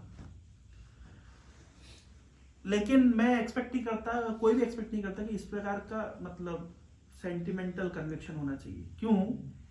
हर व्यक्ति का अपना एक बैकग्राउंड है, अपने एक एम्बिशंस हैं और अपनी नीड्स है ना। मेरे लिए वो सूट कर गया, इसका मतलब ये नहीं कि वो सबके लिए सूट करेगा। मेरे साथ क्या होता था कि मैं कम पढ़ाई करके ज्यादा काम कर लेता था। किताबें मेरी बंद नहीं होती, खुली रहती थी टेबल पे, जब मन चाहे थोड़ा पढ़ा लिया और हो जाता था। वैसे भी केमिकल इंजीनियरिंग में क्या होता है कि एक ही किताब कई सेमेस्टर चल जाती है। डिफिकल्ट नहीं था, प्लस उतना प्रेशर भी नहीं था। तो क्लास में बिल्कुल फ्रंट पे अगर सो जाऊंगा तो टीचर कुछ नहीं बोलती थी। उस तरह की गुडविल बना के रखी थी, और इतना डिफिकल्ट भी नहीं था। उस समय कॉलेज में छुट्टी मारो आप करो अलाउ था, अभी छुट्टी मारो तो आप पीछे पड़ जाते हैं। सिस्टम्स हैव चेंज्ड, है ना। प्लस मैं एनकरेज नहीं करूंगा कि पढ़ाई से कॉम्प्रोमाइज करें, क्योंकि जिन भक्तों ने हमारे बेस में रहते हुए भी पढ़ाई को प्रायोरिटी नहीं दी, वो बाद में बहुत स्ट्रगल किए। मतलब ये स्टोरी के बीच का जो मतलब मिसिंग लिंक है जो मैंने नहीं बोला, वो भी सत्य है कि जिन्होंने पढ़ाई के साथ कॉम्प्रोमाइज किया उन्होंने बाद में बहुत स्ट्रगल किया। फिर बहुत समय के बाद में चीजें फिर ठीक हुई। मतलब कॉलेज से प्लेसमेंट नहीं हुआ, फिर प्रिपरेशंस करी कई साल तक, पूरा डिस्करेज हो गया। उसके बाद में हालांकि अभी मैं देखा ऑलमोस्ट सभी लोग अच्छी जगह पे पहुंच गए। बहुत सारे भक्तों को गवर्नमेंट जॉब मिल गई है, सबको अच्छी स्थिति में पहुंच गए हैं। लेकिन वो जो बीच का जो फेज आया था, मतलब कॉलेज खत्म होने के बाद में, अभी एक स्टूडेंट से मेरी कल बात हो रही थी। वो बता रहे थे कि मतलब बोले प्रभु जी कॉलेज में गोल्डन डेज थे, मतलब हम लोग भक्ति अच्छे से कर पा रहे थे। फिर वो बच्चा भक्ति किया अच्छे से, भक्ति 16 वाला जब कर रहा था। फिर उसके बाद में CS ब्रांच से था वो, फिर TCS में जॉब लिया, उस समय TCS में जॉब किया, पर TCS में सेटिस्फाइड नहीं था क्योंकि और उसका प्रोस्पेक्टस था। फिर उसके प्रिपरेशन के लिए गए, गेट के लिए अच्छी रैंक लेकर गया, मेरे ख्याल से अंडर 500। फिर उसके बाद IISc बेंगलोर में एडमिशन लिया, फिर बाय द टाइम PSU मिल गया NTPC, तो NTPC में चला गया वो बच्चा। हालांकि अभी उतना चैंटिंग नहीं कर पा रहे हैं क्योंकि वो लिंक समहाउ खत्म हो गया, तो अब उनको याद आ रहा है कि बेस में हमने जिस तरीके से भक्ति कर पा रहे थे अब नहीं कर पा रहे, अब उतना का एसोसिएशन मिलना और उस तरह कन्विक्शन आना मुश्किल हो गया है, तो एक नेचुरल फेज है। लेकिन ये जो ऐसे और भी बच्चे थे जो गवर्नमेंट जॉब की प्रिपरेशन के लिए बीच में जो प्रिपरेशन फेज में, तो पूरी भक्ति भी छूट गई और फिर वो कन्विक्शन पर वापस से आना मुश्किल होता है। तो उस सब का एक कारण ये भी था कि कॉलेज समय में गेट का प्रिपरेशन या बैंकिंग प्रिपरेशन जो भी वो करना चाहिए था वो नहीं कर पाए, तो वो उस कारण से क्या हुआ कि ये जो फिर फेज आया तो उसमें पूरा डिस्टर्ब हो गए।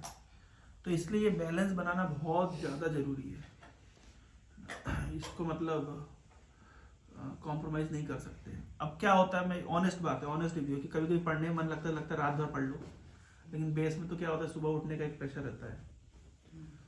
तो अभी हमने लाइब्रेरी का कॉन्सेप्ट जो शुरू किया भुवनेश्वर में, वो उसी तरह के स्टूडेंट्स के लिए कि आप कोई प्रेशर नहीं है, क्योंकि बच्चों की पढ़ने की इच्छा होती है रात भर, पढ़ाई कैसी चीज़ है कि लगता है भाई अगर मन लग रहा है तो जितने घंटे हो जाए, नहीं लग रहा तो फिर आप नहीं कर सकते। फिर सुबह उठ करके मान लीजिए आप भजन धन करने, उसका ब्रेकफास्ट करने के बाद फिर जो नींद के झोंके आते हैं, एक जेन्युइन प्रॉब्लम, एक जेन्युइन कंसर्न है। हर व्यक्ति उस लेवल का मतलब सत्वगुणी नहीं होता कि उसको टॉलरेट कर जाए, है ना। फिर पढ़ाई के लिए तो अभी हमने जो भुवनेश्वर कॉन्सेप्ट किया उसमें क्या है, लाइब्रेरी है अराउंड, हमारे पास 3-4 सेंटर्स में 500 से ज़्यादा स्टूडेंट्स पढ़ रहे हैं, और उनको सबको ऐसे कैबिन जैसा यहाँ पे है library concept, study centre concept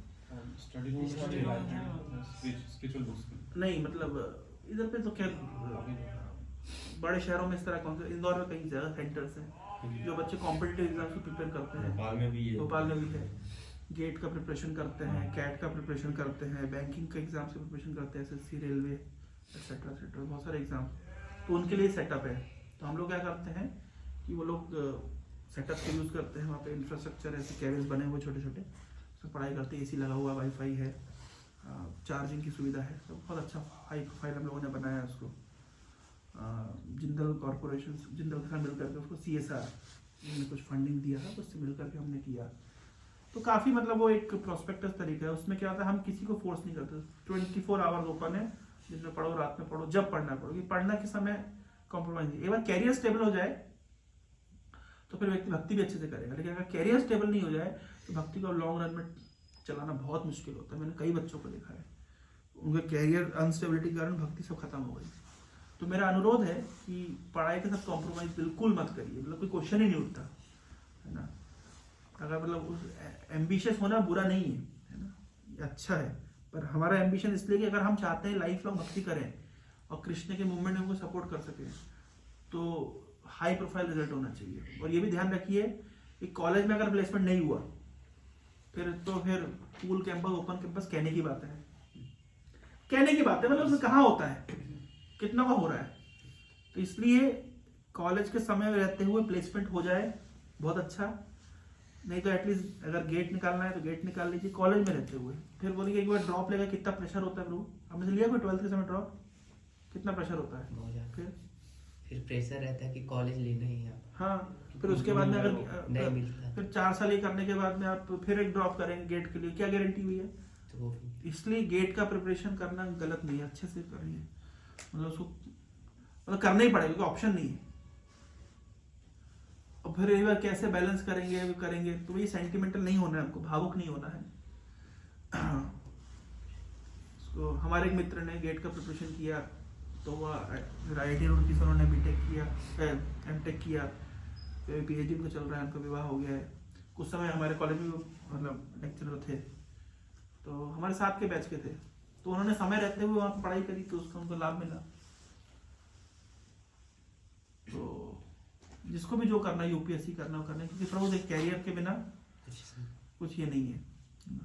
हाँ, किसी का बिल्कुल ही मतलब बहुत ज़्यादा मोटिवेशन, मेरा केस में क्या था कि मेरा मोटिवेशन था मुझे फुल टाइम ज्वाइन करना है, एक दूसरा कैरियर इतना मैं मतलब ये नहीं था, क्योंकि मेरा उस समय उस दिशा में सोचना ही नहीं था। और बैकग्राउंड में भी पेरेंट्स हमारा बिजनेस बैकग्राउंड से है, तो ऐसा फाइनेंशियल कंडीशन ठीक है कि मैं ज्वाइन भी करूंगा तो मुझे पता है कि उनका मेंटेनेंस, उसमें कोई समस्या नहीं आएगी। लेकिन हर व्यक्ति का ये नहीं होता, अगर किसी को ज्वाइन भी करना है लेकिन फाइनेंशियली घर में स्ट्रांग नहीं है, तो उन्हें चाहिए कि पहले कुछ साल जॉब करके घर को फाइनेंशियली स्टेबल करके, हेल्प करके, कुछ उनके लिए रिजर्व करके फिर ज्वाइन करें। तो हम being a devotee does not mean कि हम रिस्पॉन्सिबिलिटी से भागते हैं। हम बीइंग अ डिवोटी मतलब हमें रिस्पॉन्सिबिलिटी लेनी पड़ती है। पहले मैं फैनेटिक था, पेरेंट्स के साथ मेरा संबंध उतना अच्छा नहीं था। अब समय के साथ मैं सीख गया हूँ कि मेरे पेरेंट्स जब मुझे इस तरह सपोर्ट कर रहे हैं तो मैं उनको सपोर्ट क्यों नहीं करूँगा। तो अब मैं ऑनेस्टली पेरेंट्स से समय बिताता हूँ, है ना। साल में 2-3 बार मेरे पेरेंट्स आ जाते हैं, या तो हम लोग टूर पे चले जाते हैं, मैं आ जाता हूँ। तो बीइंग अ ब्रह्मचारी जितना समय मैं पेरेंट्स से रुक पाता हूँ अगर मैं बाहर जॉब करता तो नहीं रुक पाता था। अभी मैं कितना 5-6 दिन घर पे रुक करके आया। उसके पहले हमारे पेरेंट्स पुरी और मायापुरी यात्रा में हम लोग साथ में थे। उससे पहले हम लोग वृंदावन साथ में गए। इसी साल में 4-5 टूर मैंने पेरेंट्स के साथ किया। अगर मैं जॉब करके कहीं बाहर रह रहा होता तो शायद पेरेंट्स को इतना समय नहीं दे पाता, लेकिन अब मैं दे पा रहा हूँ।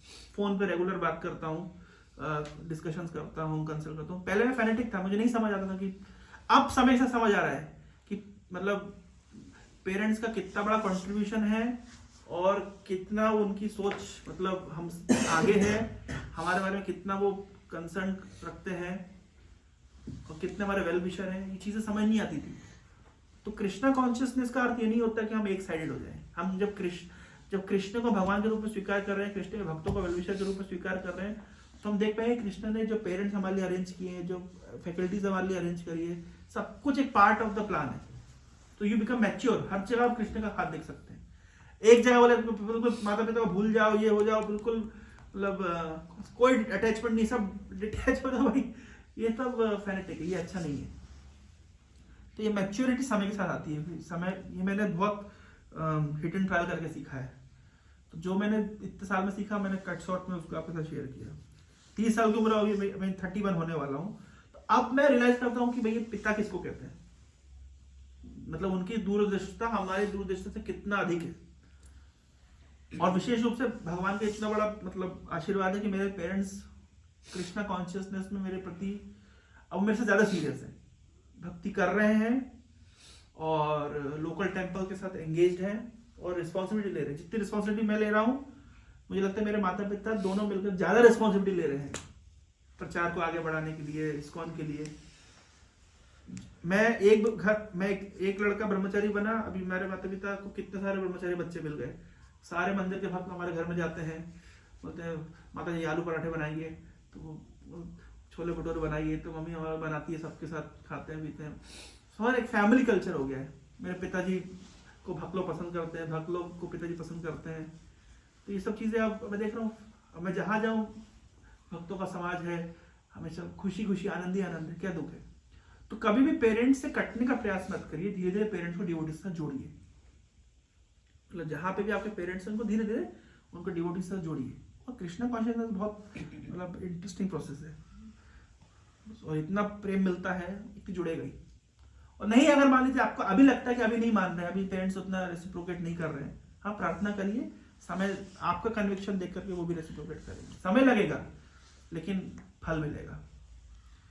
ठीक है, तो प्लीज पढ़ाई के साथ कॉम्प्रोमाइज मत करिए और पेरेंट्स का रिलेशनशिप बहुत अच्छा रखिए। उनको लगना चाहिए हमारा लड़का इस्कॉन में जाकर रिस्पॉन्सिबल हो गया है। मैंने ये गलतियां करी, अब मैं अपनी गलतियों से सीखा हूँ।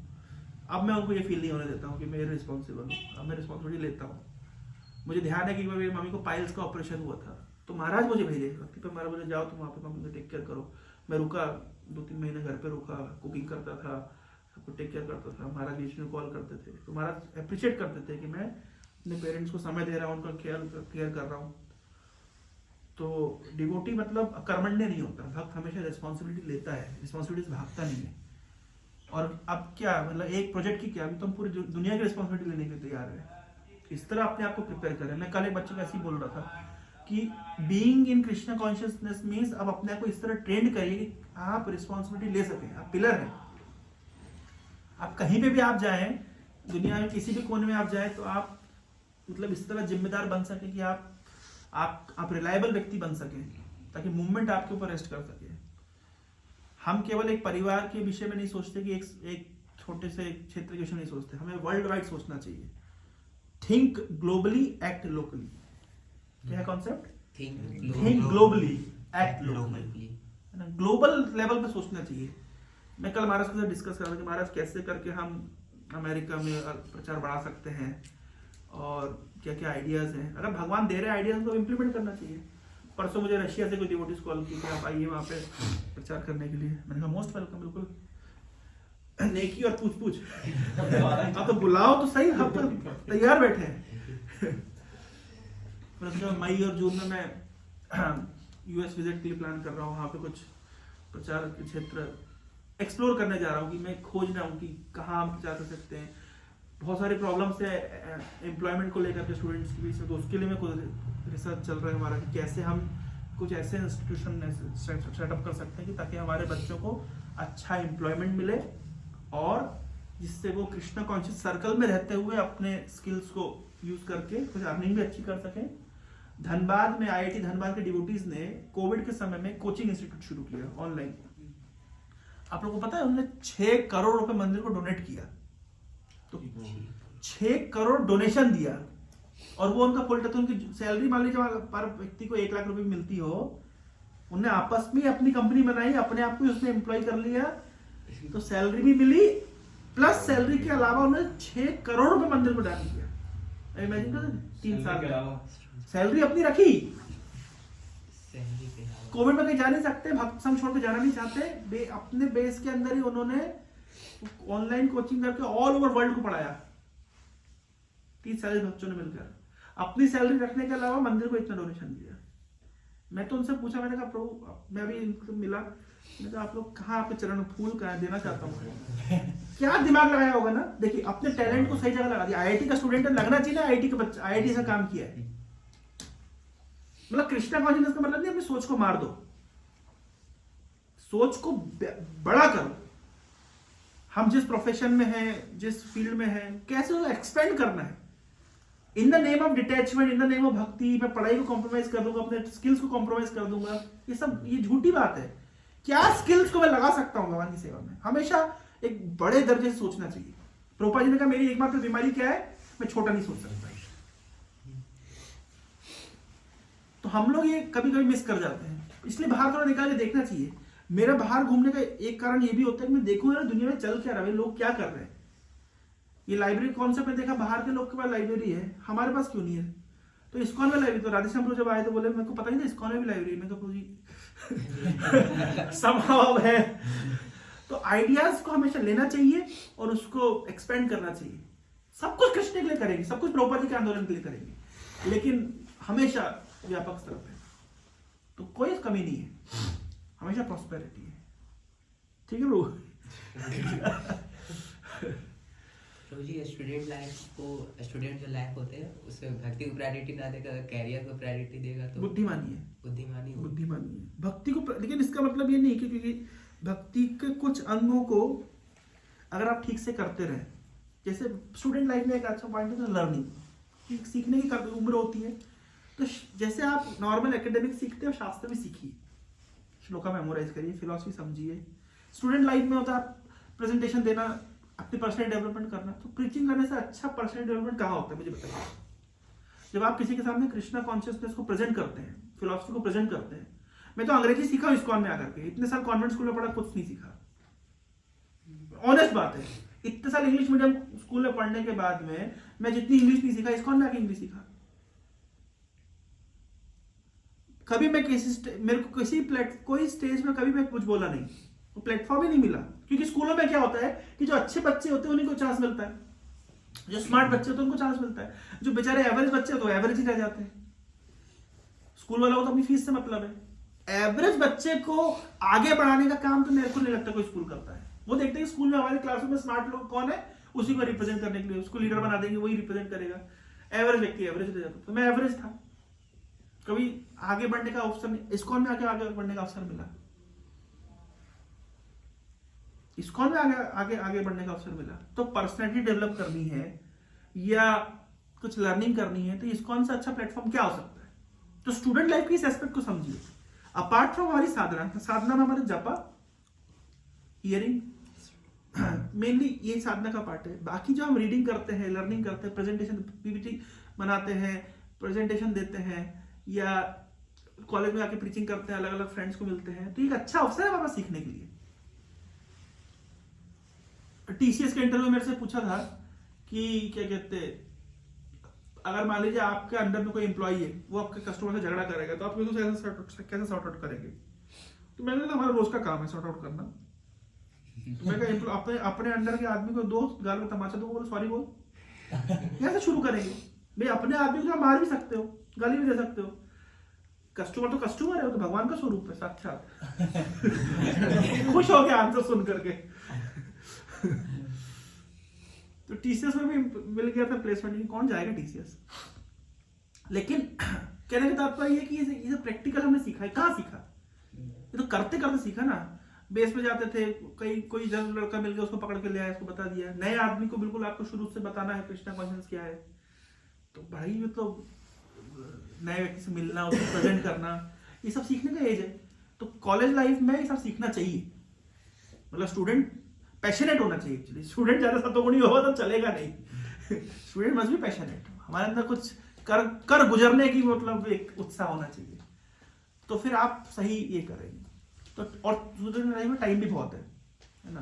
पढ़ाई करने के लिए सबसे इंपॉर्टेंट होता है कॉन्सेप्चुअल अंडरस्टैंडिंग, जैसे जैसे आपकी होती जाती है, प्रैक्टिस करते रहते हैं, बार बार रिवाइज करते रहते हैं। दूसरे को पढ़ा दीजिए, दूसरे को पढ़ाने से आपके कॉन्सेप्ट क्लियर होते जाते हैं, तो पढ़ाने से आपकी पर्सनैलिटी डेवलप होती है। ये एक इंपॉर्टेंट स्किल है। आज के डेट में लोग क्या देख रहे हैं? ज्ञान को नहीं देखता, आप ज्ञान को कैसे प्रेजेंट करते हैं वो देख रहे हैं। तो स्टूडेंट लाइफ से अच्छा का अवसर, और इस्कॉन में कितनी अपॉर्चुनिटी हमको मिलती है, तो सोने पे सुहागा है। और प्लीज पढ़ाई कॉम्प्रोमाइज मत करिएगा, क्योंकि मतलब बाद में स्ट्रगल होता है। एक बार कॉलेज से निकलने के बाद अगर अभी आपको गेट हो गया तो हो गया, फिर ड्रॉप लेकर के कल आकर बहुत प्रेशर में रहेंगे।